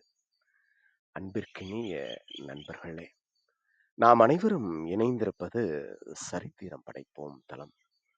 ஒவ்வொரு வாரமும் ஒவ்வொரு தொகுப்பு, ஒவ்வொரு நாளும் ஒவ்வொரு தலைப்பு, வார இறுதியில் சிறப்பு விருந்தினரின் அழைப்பு, ஞாயிறுதோறும் நமக்கான விடுப்பு என்ற அடிப்படையில் நமது சரித்திரம் படைப்போம் தளம் இயங்கி வருகின்றது. அவ்வரிசை இந்த வாரம் முழுக்க நாம் வாளறிவன் என்ற ஒரு அற்புதமான தொகுப்பின் கீழ் நமது சிந்தனைகளை செழுமைப்படுத்தி வருகின்றோம். உயரிய செழுமையான அறிவுடைய மாந்தர்களை குறிக்கக்கூடிய ஒரு சொல்லாக வாளறிவன் என்ற பதம் நமது உலக பொதுமறையாம் திருக்குறளில் குறிப்பிடப்பட்டுள்ளது. அறிஞர் அண்ணா தமிழ்கோரும் நல்லுலகில் ஒரு தனித்துவமிக்க ஆளுமையாக வலம் வந்தவர். அவரின் புகழை பாடக்கூடிய இந்த ஒரு அற்புதமான நூல் மாபெரும் தமிழ் கனவு. இந்த நூலின் வாயிலாக எண்ணற்ற அறிஞர் அண்ணாவின் வாழ்வியல் சிந்தனைகள், வாழ்வியல் வழிமுறைகள், அவரது வாழ்வியல் உயர் நெறிகள் என்று நிறைய அவரை பற்றி பெருமை பேசக்கூடிய பக்கங்களாக இருக்கின்றது. அதை தலைமுறைகள் கடந்தும் கல்லூரி படிக்கக்கூடிய மாணவியாக இருக்கக்கூடிய இளைய செல்வி அவர்கள் வெகு அற்புதமாக நம்மிடையே பகிர்ந்து கொண்டார்கள். ஒவ்வொரு நாள் நிகழ்வுகளிலும் சரித்திரம் படைப்போம் தளத்தோடு இணைந்து பயணிக்கவும் நமது வாழ்வியல் வழித்தடங்களை இன்னும் வளமைப்படுத்திக் கொள்ளவும் அன்புடன் அழைக்கின்றோம். இப்பொழுது நிகழ்வின் நெறியாளுமையை தொடரவும் முதன்மை கருத்தினை வழங்கிடவும் அன்பு தோழர் கற்பகவள்ளி அவர்களை அன்புடன் அழைக்கின்றோம். நன்றி.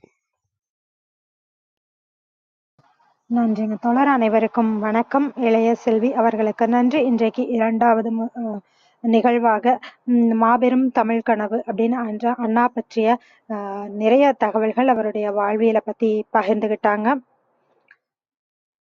அண்ணா அவர்கள் தன்னுடைய நண்பர்கள் கேட்டதற்காக 6 மாதங்கள் ஆசிரியராக பணிபுரிகிறாரு. அவங்க தாய்க்கு ஒரு ஆசை என்னன்னா, அண்ணா வேலைக்கு போகணும், ஏதாவது ஒரு தொழிலுக்கு போகணும் அப்படின்லாம் நினைக்கிறாங்க.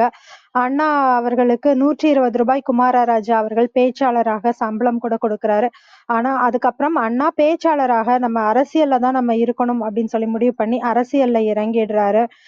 அவரு பேசுறத பார்த்துட்டு நிறைய பேர் அவரை மாதிரியே பேசணும் அப்படின்னு முயற்சி பண்றாங்க. அதை பார்த்துட்டு இன்னொரு பேச்சாளர் என்ன பண்றாருன்னா, ஒரு நாள் அண்ணா பேசுறத பார்த்துட்டு அதே அப்படியே அடுத்த கூட்டத்துல அவர் பேச முயற்சிக்கிறாரு. ஆனா எனக்கு கைதட்டல் கிடைக்கலையே அப்படின்னு நினைக்கிறாரு. என்னன்னா, முதல் நாள் இரவு அண்ணா பேசும்போது எல்லாரும் தூங்கிட்டு இருப்பீங்க, இந்த நேரத்துல பேசுறதுக்கு உங்களை தொந்தரவு படுறதுக்கு நான் வருத்தப்படுறேன் அப்படின்னு சொல்லும் போது மக்களுக்கெல்லாம் ஒரு சுறுசுறுப்பு வந்துருது. ஆனால் அடுத்த நாள் மாலை 6 மணிக்கு அதை சொல்லும் போது மக்கள் கிட்ட வரவேற்பு இல்லை. இப்படி நிறைய பேர் அண்ணாவை பார்த்து அதே மாதிரி காப்பி பண்ண முயற்சி பண்றாங்க. நேரு ஒரு முறை மேடையில பேசிக்கிட்டு இருக்கும்போது கையில துண்டு சீட்டோட போய் அதை கொடுத்துட்டு வர்றாரு அண்ணா. அதை பார்த்து நிறைய பேருக்கு ஆச்சரியமாகவும் இருந்தது, அதிர்ச்சியாகவும் இருந்தது. இந்த சின்ன வயசுல இந்த சின்ன பையனுக்கு இவ்வளவு ஒரு துணிவா அப்படின்னு சொல்லி ஆச்சரியப்படுறாங்க. செங்கல்வராயன் அவர்கள் அண்ணா பேசணும் அப்படின்னு சொல்லி ஆசைப்படுறாரு. கல்லூரி மன்றங்கள் எல்லாம் பேசவும் செய்யறாரு. தேர்தல் பிரச்சாரத்துல ஒரு முறை அவரு பாலசுப்ரமணியம் அப்படிங்கிறவர் அவருக்கு எதிரா அந்த தேர்தல்ல நிக்கிறாரு. 2 பேரும் MA படிச்சிருக்காங்க. அப்ப பாலசுப்ரமணியம் அண்ணா அவர்களுக்கு போல என்னால் பேச முடியாது அப்படிங்கிறாரு. அப்ப அண்ணா என்ன சொல்றாருன்னா, எங்களுக்கு இந்த தகுதி இருக்கு, எங்கள் இருவரில் யார் உங்களுக்கு பயன்படுவோம் அப்படின்னு நீங்க நினைக்கிறீங்களோ தீர்மானிச்சு நீங்களே ஓட்டு போடுங்க அப்படின்னு சொல்லி அவர் சொல்றாரு. அதே சமயத்தில் தீயவரை தான் அகற்றணும், அதுக்காக காங்கிரஸையே அகற்றக்கூடாது அப்படின்னு சொல்றாரு.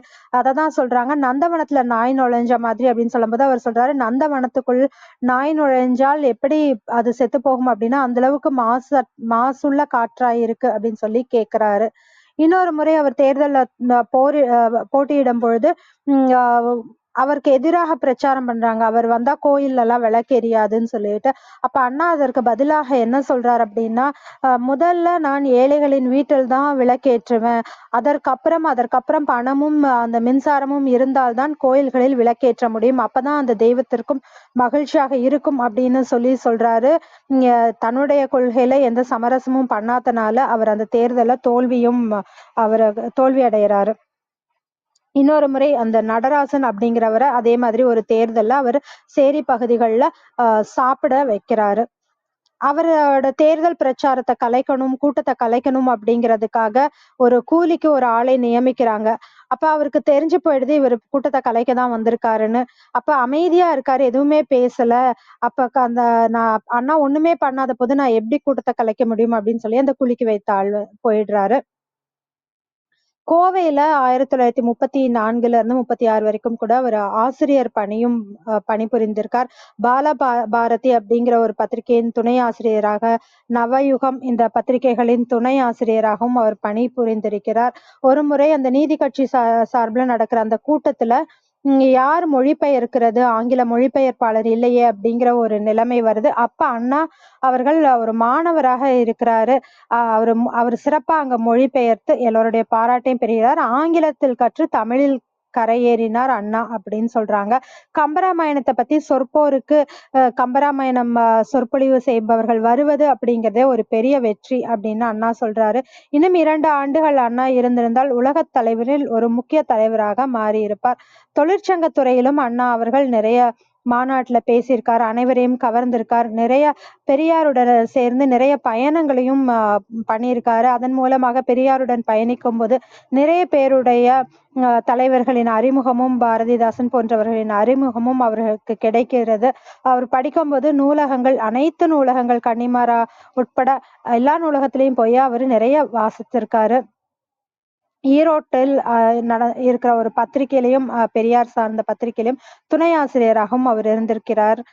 இந்தி எதிர்ப்பு போராட்டத்துல முதல் ஆளாக முதல் தளபதியாக அண்ணா கலந்து கொண்டு சிறைவாசமும் பெறுகிறார். இதுவரை இன்றைக்கு அவங்க இளைய செல்வி அவர்கள் பகிர்ந்திருக்காங்க. மீண்டும் இன்னும் அடுத்த பகுதியை அடுத்த நிகழ்வில் பகிர்ந்து கொள்வாங்க. மிக்க நன்றிங்க இளைய செல்வி. நித்யா தேவி வணக்கம், நீங்க பேசலாம். அனைவருக்கும் உற்சாகமான காலை வணக்கம். அருமையான ஒரு புத்தகம். அறிஞர் அண்ணா பற்றிய அழகான தகவல்கள் அருமையா செல்வி சொன்னாங்க. அவங்களுடைய பாணியிலே அவங்களுடைய இந்த சொல்லாடல் ரொம்ப சிறப்பா அதை கொண்டு போனாங்க. நம்ம படிச்சிருந்தா கூட இவ்வளவு நுணுக்கமா நம்மளுடைய அந்த வாசிப்பு திறமை இருக்குமான்னு தெரியாது.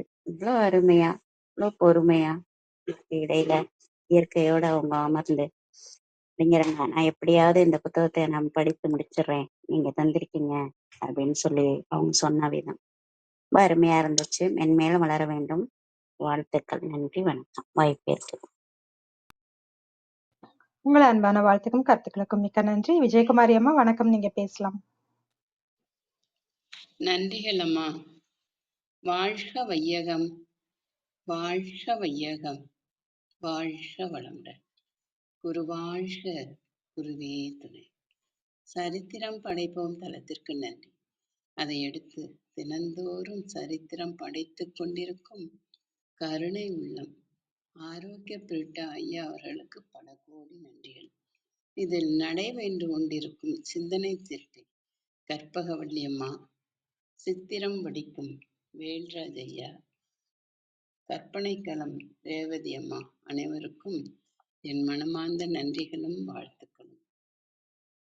மற்றும் நம் குழுவில் இன்று நமக்கு பெரிய மாபெரும் தமிழ் கனவு அண்ணா இளைய செல்வி அவங்க எடுத்து கூறிய விதம் ரொம்ப அருமையம்மா. மற்றும் நம் குழுவில் குழுமி இருக்கும் அனைத்து அன்பு உள்ளங்களுக்கும் என் மனமார்ந்த நன்றிகளும் வாழ்த்துக்களும். வாங்க வாழ்த்தும் பயனுக்கு போயிடலாம். அமைதியா கண்களை மூடி உட்கார்ந்துக்குவோம். நாம் அமர்ந்துள்ள இந்த இடம் முழுவதும் நல்ல தூய தெய்வீக ஆற்றலே நிரம்பின. அப்படியே உணர்ந்து பாருங்க. அருட்பேராற்றல் உடலிலே உயிரிலே அலை அலையாக பாய்ந்து நிரம்புவதை உணர்கிறோம். அன்னைக்கு வணக்கம், தந்தைக்கு வணக்கம், அருள்நிறை ஆசான் வேதாத்திரி மகரிஷி அவர்களுக்கு வணக்கம். குருவாழ்க, குருவே துணை. அருள் பேராற்றல் இரவும் பகலும் எல்லா நேரங்களிலும் எல்லா இடங்களிலும் எல்லா தொழில்களிலும் உறுதுணையாகவும் பாதுகாப்பாகவும் வழிநடத்தியாகவும் அமையுமாக. வாழ்க வளமுடன், வாழ்க வளமுடன், வாழ்க வளமுடன். அருட்பேராற்றல் கருணையினால் இங்குள்ள அனைவரும் நல்ல உடல் நலம், நீல ஆயுள், நிறை செல்வம், உயர் புகழ், விஞ்ஞானம் பெற்று சிறந்தோங்கி வாழ எல்லாம் வல்ல இறைநிலையோடு இணைந்து வாழ்த்தி மகிழ்கின்றேன். வாழ்க வளமுடன், வாழ்க வளமுடன், வாழ்க வளமுடன். இறை பேராற்றலே பக்கத்துணையாகவும் பக்கபலமாகவும் இருந்து வழி நடத்துவாராக. நன்றிகள் அம்மா. அம்மா அவங்க இளைய செல்வி இன்னைக்கு மாபெரும் தமிழ் கனவு பற்றி நிறைய அறிஞர் அண்ணாவை பற்றி அவருடைய வாழ்க்கை வரலாற்றை பற்றியும் நிறைய புரிதலை நமக்கெல்லாம் தெரிய வைத்து செல்வி அவர்களுக்கு என் மனமார்ந்த நன்றிகள் அம்மா. 1934 திருப்பூர்ல மகளிர் சமத்துவம் பற்றி எழுதியிருக்கிறார், பேசியிருக்கிறார் அறிஞர் அண்ணா. அந்த திருப்பூர்ல தான் நாங்களும் வசிச்சுட்டு வரோம் அப்படின்னு ஒரு நினைவு வந்தது. அப்புறம் 1936 வரையில இருந்து பணியாற்றி இருக்கிறாங்க இங்க. அப்புறம் 1937 நவயுகம் சிறிது காலம் ஆசிரியராக பணியாற்றியிருக்கிறாங்க. ரொம்ப அருமையா தெளிவா, எங்களுக்கு இதெல்லாம் தெரியாது, இப்பதான் புரிஞ்சுக்கிட்டோம். அப்புறம் அவங்க சிறிய அன்னை ராசாமணி அம்மாவை சந்தித்து நீதி கட்சியில் அண்ணாவை சேர்த்திருக்காங்க அவங்களுடைய நண்பர்களாம் சேர்ந்து. அப்புறம் 1933 தொழிற்சங்க நடவடிக்கையில நிறைய பேர் இணைந்து, அந்த நண்பர்கள் இணைந்து அதை பக்குவமா நடத்தியிருக்கிறாங்க. இதெல்லாம் ஒரு சில இதெல்லாம் நாங்க நிறையவே புரிதல இன்னைக்கு தெரிஞ்சுக்கிட்டோம்.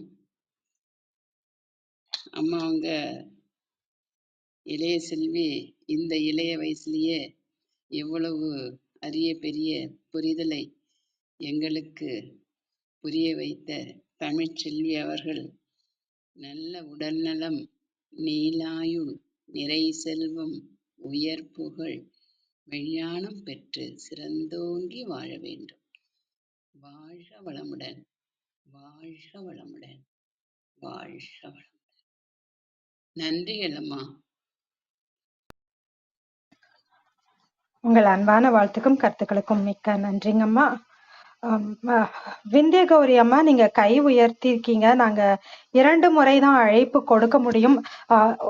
யாருக்காவது வர முடியல பேசு தளத்துக்கு அப்படின்னா உங்களோட ப்ரொஃபைலை கிளிக் பண்ணீங்கன்னா அக்செப்ட் இன்வைட் அப்படின்னு இருக்கும். அதை அக்செப்ட் பண்ணிட்டு நீங்க அப்படியே பேசு தளத்துக்கு வந்துடலாம். நீங்களும் அதை செஞ்சு மேல வாங்கம்மா. நன்றி. அர்த்தநாரி ஐயா வணக்கம், நீங்க பேசலாம்.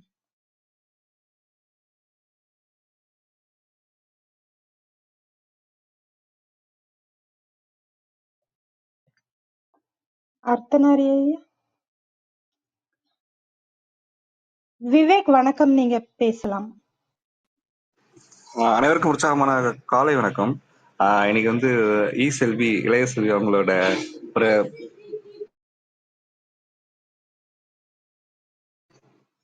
இளைய செல்வி அவங்களோட சிறப்பான உரையை கேட்கிறப்ப ரொம்ப ரொம்ப மகிழ்ச்சியா இருக்கு. ஏன் அப்படின்னு சொன்னா, வரலாறை சரியா கடத்தணும் அப்படின்னு சொல்லுவாங்க.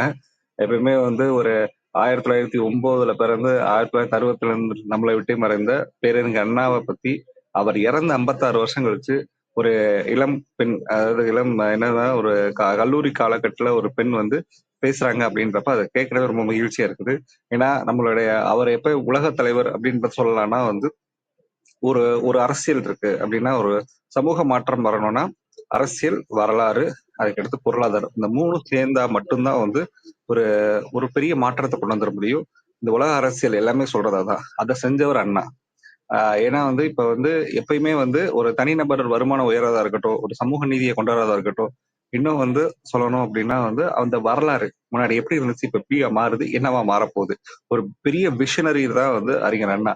அந்த விஷனரியோட இன்னைக்கு மாபெரும் தமிழ் கிடவு அப்படின்னு சொல்லிட்டு அந்த புக்கை படிச்சு அது நம்மகிட்ட பகிர்ந்தமைக்கு மிகப்பெரிய நன்றி. கண்டிப்பா இன்னும் அண்ணா பேசப்பட வேண்டிய விஷயம் நிறைய இருக்குது. ஏன்னா அண்ணாவோட கருத்துக்கள் பாத்தீங்க அப்படின்னா, ஏற்கனவே சொன்னீங்களா அந்த பார்க் சொன்னாங்கல்ல, இத முத சொன்னது யாருன்னா திருவி கல்யாண சுந்தரம் அவர் தான் சொல்லியிருக்காரு. ஒரு நாய் பார்க்குக்குள்ள போகுது, போனதுல நாய் செத்து போச்சுட்டுக்காக பார்க்க கொளுத்துவீங்க அப்படின்னு ஒரு கேள்வி கேட்டோன்னா இந்த நாய் வெளியே இருந்த பொறுப்பு ஆரோக்கியமா தான் போச்சு, உள்ள போய் செத்துச்சுன்னா காரணம் பார்க்கா இல்ல நாயா அப்படின்னு ஒரு கேள்வி திருப்பி கேட்ட உடனே திருவி கல்யாண சுந்தனார் எப்பயுமே வந்து சொல்லின் செல்வர்னுவாங்க. ஏன்னா அவருடைய பேச்சு வந்து எப்படின்னா அவரோட நடைய ரொம்ப அழகா இருக்குன்னுவாங்க. இந்த பதிலை கேட்டு கல்யாண சுந்தரம்னார் என்ன சொன்னாரு அப்படின்னா வந்து, இதுக்கப்புறம் அண்ணாதுரை நடைன்னு சொல்லுங்க, ஏன்னா என்னோட சூப்பரா பேசுறாங்க அப்படின்னாங்க. எங்க போய் பேசினாலும் சரி, அவர் வந்து எனிமிலெஸ் லீடர்னு சொல்லுவாங்கல்ல, அதுதான் அண்ணா. இது வரைக்கும் அண்ணா வந்து அண்ணாவை எத்தனையோ பேர் விமர்சிச்சு பேசியிருப்பாங்க. அண்ணா யாரையுமே விமர்சிச்சு பேசினதே கிடையவே கிடையாது. சோ அதுதான் வந்து எல்லாத்துக்கும் ஒரு மிகப்பெரிய ஒரு விஷயம். இப்போ ஒண்ணுமில்ல, அவர் கட்சியில இருந்து ஒரு 2 பேர் மிக முக்கியமான நபர்கள் வந்து வெளியே போயிட்டாங்க. இவிகே சம்பத், அதுக்கப்புறம் கண்ணதாசன் இவங்கலாம் வெளியே போனதுக்கு அப்புறம் வந்து அவங்கள பத்தி ஏதாவது விமர்சனம் பண்ணாங்கன்னு சொல்லி எல்லா பத்திரிகைக்காரங்க போய் மைக்க வைக்கிறப்ப வந்து என் காது புண்ணாயிருச்சு, என் காதுல இருந்த வைர கடுக்கனை கழட்டி வச்சு என் காது புண்ணாயிருச்சு அப்படின்னு சொல்றாங்க. சொல்றப்ப என்ன ஆகும்னா வந்து இத வந்து இதான் சொன்னா பதில் சொல்லலாம்னு சொல்லிட்டு அந்த 2 பேரும் வெயிட் பண்ணிட்டு இருக்காங்க. அதுக்கப்புறம் பாத்தீங்க அப்படின்னா வந்து அதுக்கப்புறம் வந்து அவங்க யாருமே விமர்சனமே பண்ண முடியல. இதே மாதிரி இன்னொரு மிகப்பெரிய தலைவர்கள் விமர்சனம் வர்றப்ப அந்த விமர்சனத்தை எதிர்கொள்றதுன்னு இருக்குல்ல, அதுதான் ரொம்ப பெரிய விஷயம். அதை விட முக்கியமான விஷயம், மாற்று கட்சியில இருக்கிற எல்லாத்துக்குமே அவங்களோட அடைமொழி கொடுக்கறது. முத நம்மளுடைய ராஜாஜி அவர்களை மூதறிஞர்னு சொன்னது அண்ணாதான். அதே மாதிரி வந்து சிலம்பு செல்வர் அப்படின்னு சொன்னது யாருன்னா அண்ணாதான், மாப்போ சிவஞானத்தை. அதுக்கடுத்து வந்து பாத்தீங்கன்னா காமராஜர் பெருந்தலைவர்னு சொன்னது அண்ணாதான்.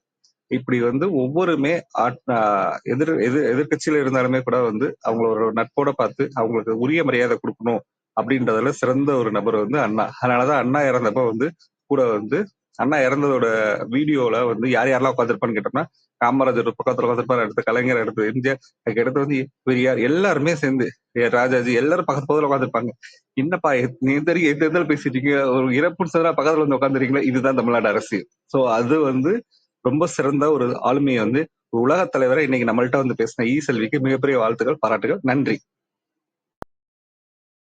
நிறைய செய்திகள் அண்ணா அவர்களை பற்றி பகிர்ந்துகிட்டீங்க. எல்லோரையும் மதிக்கணும், அவங்க எதிர்த்தரப்புல இருந்தாலும் மதிக்கணும் அப்படிங்கறதெல்லாம் நம்ம கற்றுக்கொள்ள வேண்டிய விஷயம். நன்றி. சரவணன் கண்ணா வணக்கம், நீங்க பேசலாம். அனைவருக்கும் இனிய காலை வணக்கம். அருமையான உரை. ஏன்னா இந்த வயதில் வந்து அண்ணாவை பற்றி பேசக்கூடிய அளவுக்கு அவங்க எவ்வளவு தரவுகளை சேர்த்து அவங்க சொல்கிறாங்க. அதுவும் அந்த குழந்தைமை மாறாத பேச்சு கூட இருக்குது. நம்ம வந்து கதை சொல்கிற மாதிரியே சொல்லணும், அதே மாதிரி வரலாறையும் கடத்தணும் அப்படிங்கிற ஒரு அழகான ஒரு புரிதல். நிறைய சப்ஜெக்ட் இருக்குது, அவங்க நினச்சா என்னென்னமோ எடுக்கலாம். ஆனால் வந்து அண்ணாவை பற்றி சொல்லணும் அப்படிங்கிறத சொல்லும்போது தான் வந்து ஒரு பெருமையாகவும் ரொம்ப நெகிழ்வாகவும் இருக்குது. ரொம்ப நல்லா இருந்துச்சு உரை. நிறைய இவர் விவேக் கூட சொல்லியிருந்தார், அவரோட தரவுகள்லாம் கூட ரொம்ப அழகாக இருந்தது, இன்புட்ஸ். தமிழ்நாடு, சென்னை மாகாணத்தை தமிழ்நாடுன்னு மாற்றுறதும் அவர் தான். அது மாதிரி அதோடு சேர்ந்து நிறைய அவர் சொல்லியிருந்தது ரொம்ப நல்லா இருந்தது. சட்டம் ஒரு இருட்டறை, அதில் வழக்கறிஞர் வாதம் ஒரு விளக்கு அப்படின்னு சொல்லியிருப்பார். இதெல்லாம் வந்து அப்படியே சொல்லி அப்படியே இருந்த மாதிரியே இருக்கும். அப்புறம் நடந்தவைகளாக இருக்கட்டும், இனிமேல் நடப்பவை நல்லவைகளாக இருக்கட்டும் இப்படின்னு சொன்னதெல்லாம் அண்ணா தான். இது மாதிரி ஒவ்வொன்றும் சொன்னது நம்ம கேட்டுட்டு கடத்தப்பட்டிருப்போம், ஆனால் யார் சொன்னது அப்படின்னு தெரியாத ஒரு இடத்துல இருப்போம். அது மாதிரி நிறைய மேடை பேச்சு அப்படின்னு ஒரு விஷயம் நடந்ததுன்னா, அதை யார் நமக்கு மனசில் முதல்ல வருவாங்க அப்படின்னா அண்ணாதுரை தான். கண்டினியூஸான ஒரு 3 மணி நேரம் 4 மணி நேரம் சொற்பொழிவு நடத்தக்கூடிய திறம் படைத்தவர் அவர். அவரோட பேச்சை கேட்கணுன்னா எதிரிகள்லாம் கூட ஒன்று சேர்ந்து வந்துடுவாங்க. அதெல்லாம் கூட இவங்க அழகாக சொல்லியிருந்தாங்க. அந்த கூட்டத்தை கலைச்சே ஆகணுங்கிறதுக்காக அவங்க பண்ண திட்டங்கள் எல்லாம் இன்றைக்கும் யூடியூப்பில் இருக்குது. அந்த 62ல் நடந்த சொற்பொழிவெல்லாம் இருக்குது. ரொம்ப ரொம்ப அருமையான, அதாவது ஒரு வரட்டு எதிர்ப்பு விஷயங்கள் அதில் இருக்காது. அறிவார்த்த விஷயங்களாக தான் இருக்கும். அறிவு சார்ந்த விஷயங்களாகவும், சட்டசபையில் பேசப்பட்ட விஷயத்துக்கு இவரோட மறுமொழியும் அப்படி அதில் இருக்கும். அதுக்கு அவங்க கொடுத்த விளக்கமும் இருக்கும். ஒரு ஒரு பேச்சில் வந்து நான் என்ன சொல்கிறேன், எதிரி என்ன சொல்கிறாங்க, அதுக்கு என்னோட பதில் என்ன அப்படிங்கிறத கேட்கும்போது தான் அந்த பேச்சு வந்து ஒரு கம்ப்ளீஷனாக தெரியும் கேட்குறவங்களுக்கு. அது மாதிரி அந்த விஷயங்களை அழகாக அவர் சொல்கிறதுல திறமை படைத்தவர். ரொம்ப ரொம்ப, அதாவது வார்த்தை ஜாதுரியங்கள் பயன்படுத்தி பேசுறது இல்லை, ரொம்ப சர்வசாதாரணமாக பேசுவார். ஆனால் எங்கே ஸ்பேஸ் விடணும், எந்த இடத்துல விடக்கூடாதுங்கிற மாதிரி அந்த கன்டின்யூட்டி மிஸ் ஆகாம பேசக்கூடிய ஒரு அருமையான தலைவர் அவர். அ அவர் வழி வந்த கலைஞரும் அது மாரி தான் பேசியிருப்பார். நெறைய நேரங்கள்ல எனக்கு கன்ஃப்யூஷன் வரும். என்ன இவர் வாய்ஸ் அவர் மாரி இருக்குது அப்படின்னு. பட் அவர் ஒருத்தர நம்ம ரொம்ப உள்வாங்கும்போது, அவங்களுக்கு அவங்கள நம்மள அறியாம நமக்குள்ள இருந்து வந்துருவாங்க. அந்த மாதிரி தான் தோணுச்சு.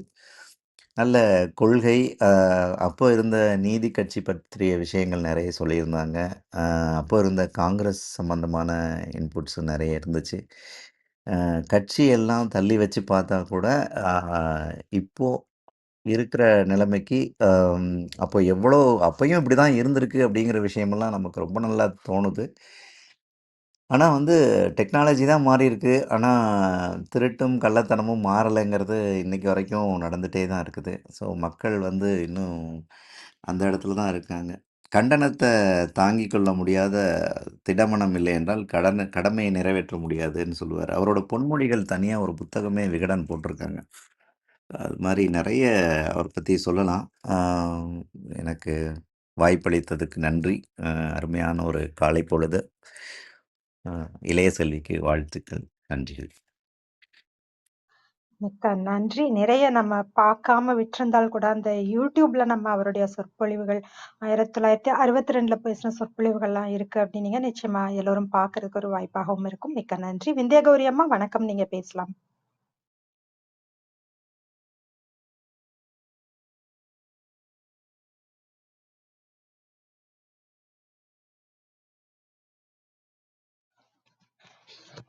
அம்மா உங்க மைக் மியூட்ல இருக்கு. கேட்கல நீங்க பேசுறது. அனைவருக்கும் வணக்கம். இளைய செல்வி அவர்களுடைய உரை அருமையா இருந்தது. நிதானமா தெளிவா ஆண்டுகளையும் சொல்லி அறிஞர் அண்ணாவோட வாழ்வியலை சிறப்பா எடுத்துரைத்தார்கள். அண்ணாவோட மொழிபெயர்ப்பு திறம், அவருடைய ஆளுமை,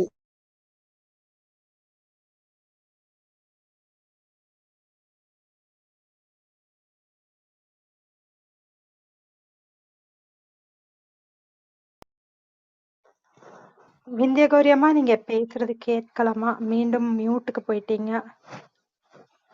அன்மியூட் பண்ணிட்டு பேசுங்கம்மா.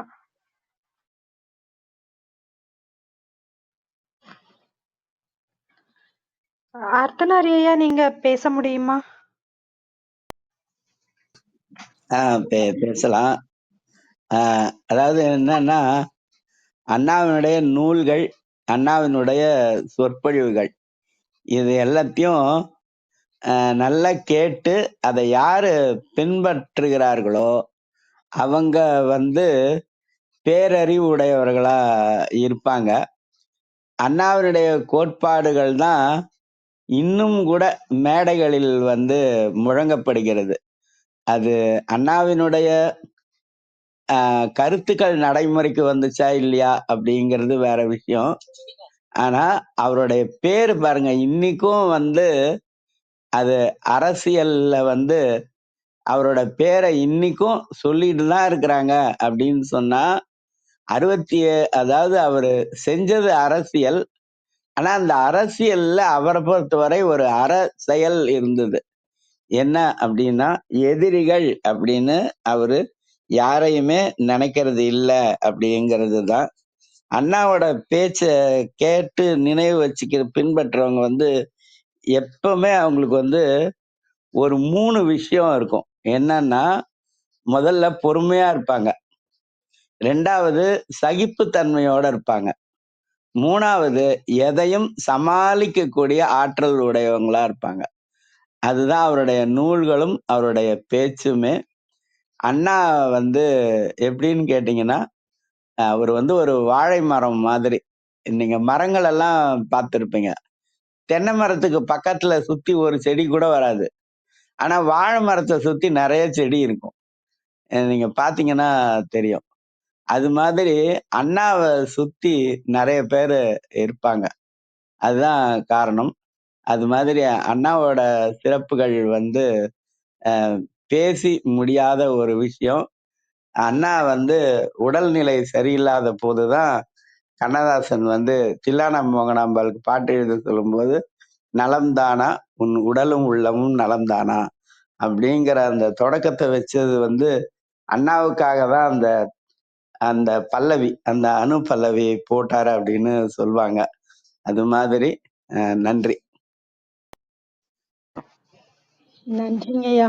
அந்த பாடல் அது யாருக்காக சொன்னது அப்படின்னு சொல்லி அழகா எடுத்து சொன்னீங்கய்யா. மிக்க நன்றி. விந்தியகௌரி அம்மா, நீங்க பேச முடியுமா? உங்க மைக் மியூட்ல இருக்குமா? அனைவருக்கும் வணக்கம். இளைய செல்வி பேரறிஞர் அண்ணாதுரை அவர்களுடைய வாழ்வியலை அருமையா எடுத்துரைத்தார்கள். அவர்கள் எடுத்துரைத்த விதம் மிகவும் சிறப்பு. ஆண்டுகளை நிரல்படுத்தி நிகழ்வுகளை மிக அழகாக எடுத்துரைத்தார்கள். அறிஞர் அண்ணாவினுடைய மொழிபெயர்ப்பு குறித்த அந்த நிகழ்வு வந்து மிகவும் பிடித்திருந்தது. அவர்களுடைய அந்த எடுத்துரைத்த பாங்கு, அறிஞர் அண்ணா வந்து எவ்வளவு பேரறிவு நிறைந்தவர் என்பது நாம் அறிந்ததே. அவங்களுடைய உரையில் நமக்கான ஒரு பாடம். அறிஞர் அண்ணா கட்சியில் எல்லாரையுமே சமமாக தான் பார்த்துருக்காரு. யாரையுமே அவர் வந்து எதிரியாக பார்த்ததே இல்லை. எல்லாரோட திறமைகளையும் அன்பையும் அவர் ஏற்றுக்கொண்டவராக இருந்திருக்காரு. புத்திசாலியாக இருந்திருக்காரு. சமயோசித புத்தியோடையும் அவர் வந்து இருந்திருக்காரு. பூங்கா அப்படின்னா அது வளமையாக இருக்கணும். அதில் ஏதாவது ஒரு நிகழக்கூடாத செயல்னா அந்த செயலைத்தான் நம்ம வந்து நீக்கணும். அதே போல் தீயவர்களுடைய தீய செயல்களைத்தான் நீக்கணும், அந்த மனிதனே அல்ல. கட்சியில் ஏதாவது தீமை இருந்துச்சுன்னா அந்த தீமையைத்தான் அழிக்கணும். அருமை அருமை அம்மா. மிக தெளிவாக நீங்கள் அண்ணாவோட வாழ்வியலை நுட்பமாக நீங்கள் எடுத்துரைத்தது மிகவும் பிடித்ததாக இருந்தது. தொடர்ந்து அறிஞர் அண்ணாவை பற்றி நீங்கள் உரை நிகழ்த்துங்க. அண்ணாவுடைய அரிய பெரிய புதிய செய்திகளை நாங்கள் அறிந்து கொள்வோம். எடுத்துரைத்தமைக்கு நன்றி நன்றி நன்றி. உங்கள் அன்பான வாழ்த்துக்கும் கருத்துக்களுக்கும் மிக்க நன்றிங்கம்மா. வேறு யாருக்காவது கருத்துக்கள் இருந்தா பகிரலாம். நன்றி அனைவருக்கும். இளைய செல்வி, உங்கள் ஏற்புரைக்கான நேரம். உங்கள் நிறைவு கருத்துக்கள் நீங்க பகிர்ந்துக்கலாம். அனைவருக்கும் மிக்க நன்றி அம்மா.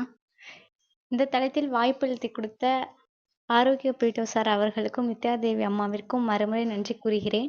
அடுத்த தளத்தில் மீதி இருக்கின்ற பகுதியையும் நான் நிறைவேற்றுகிறேன் அம்மா. நன்றி, வணக்கம்.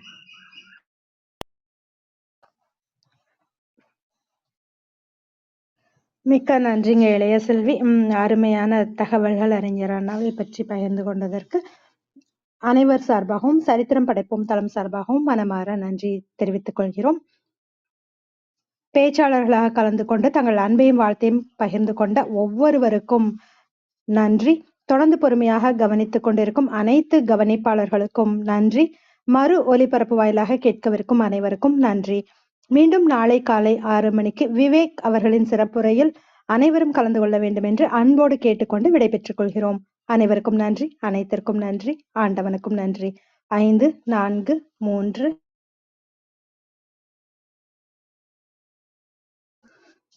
5 4 3 2 1 நன்று.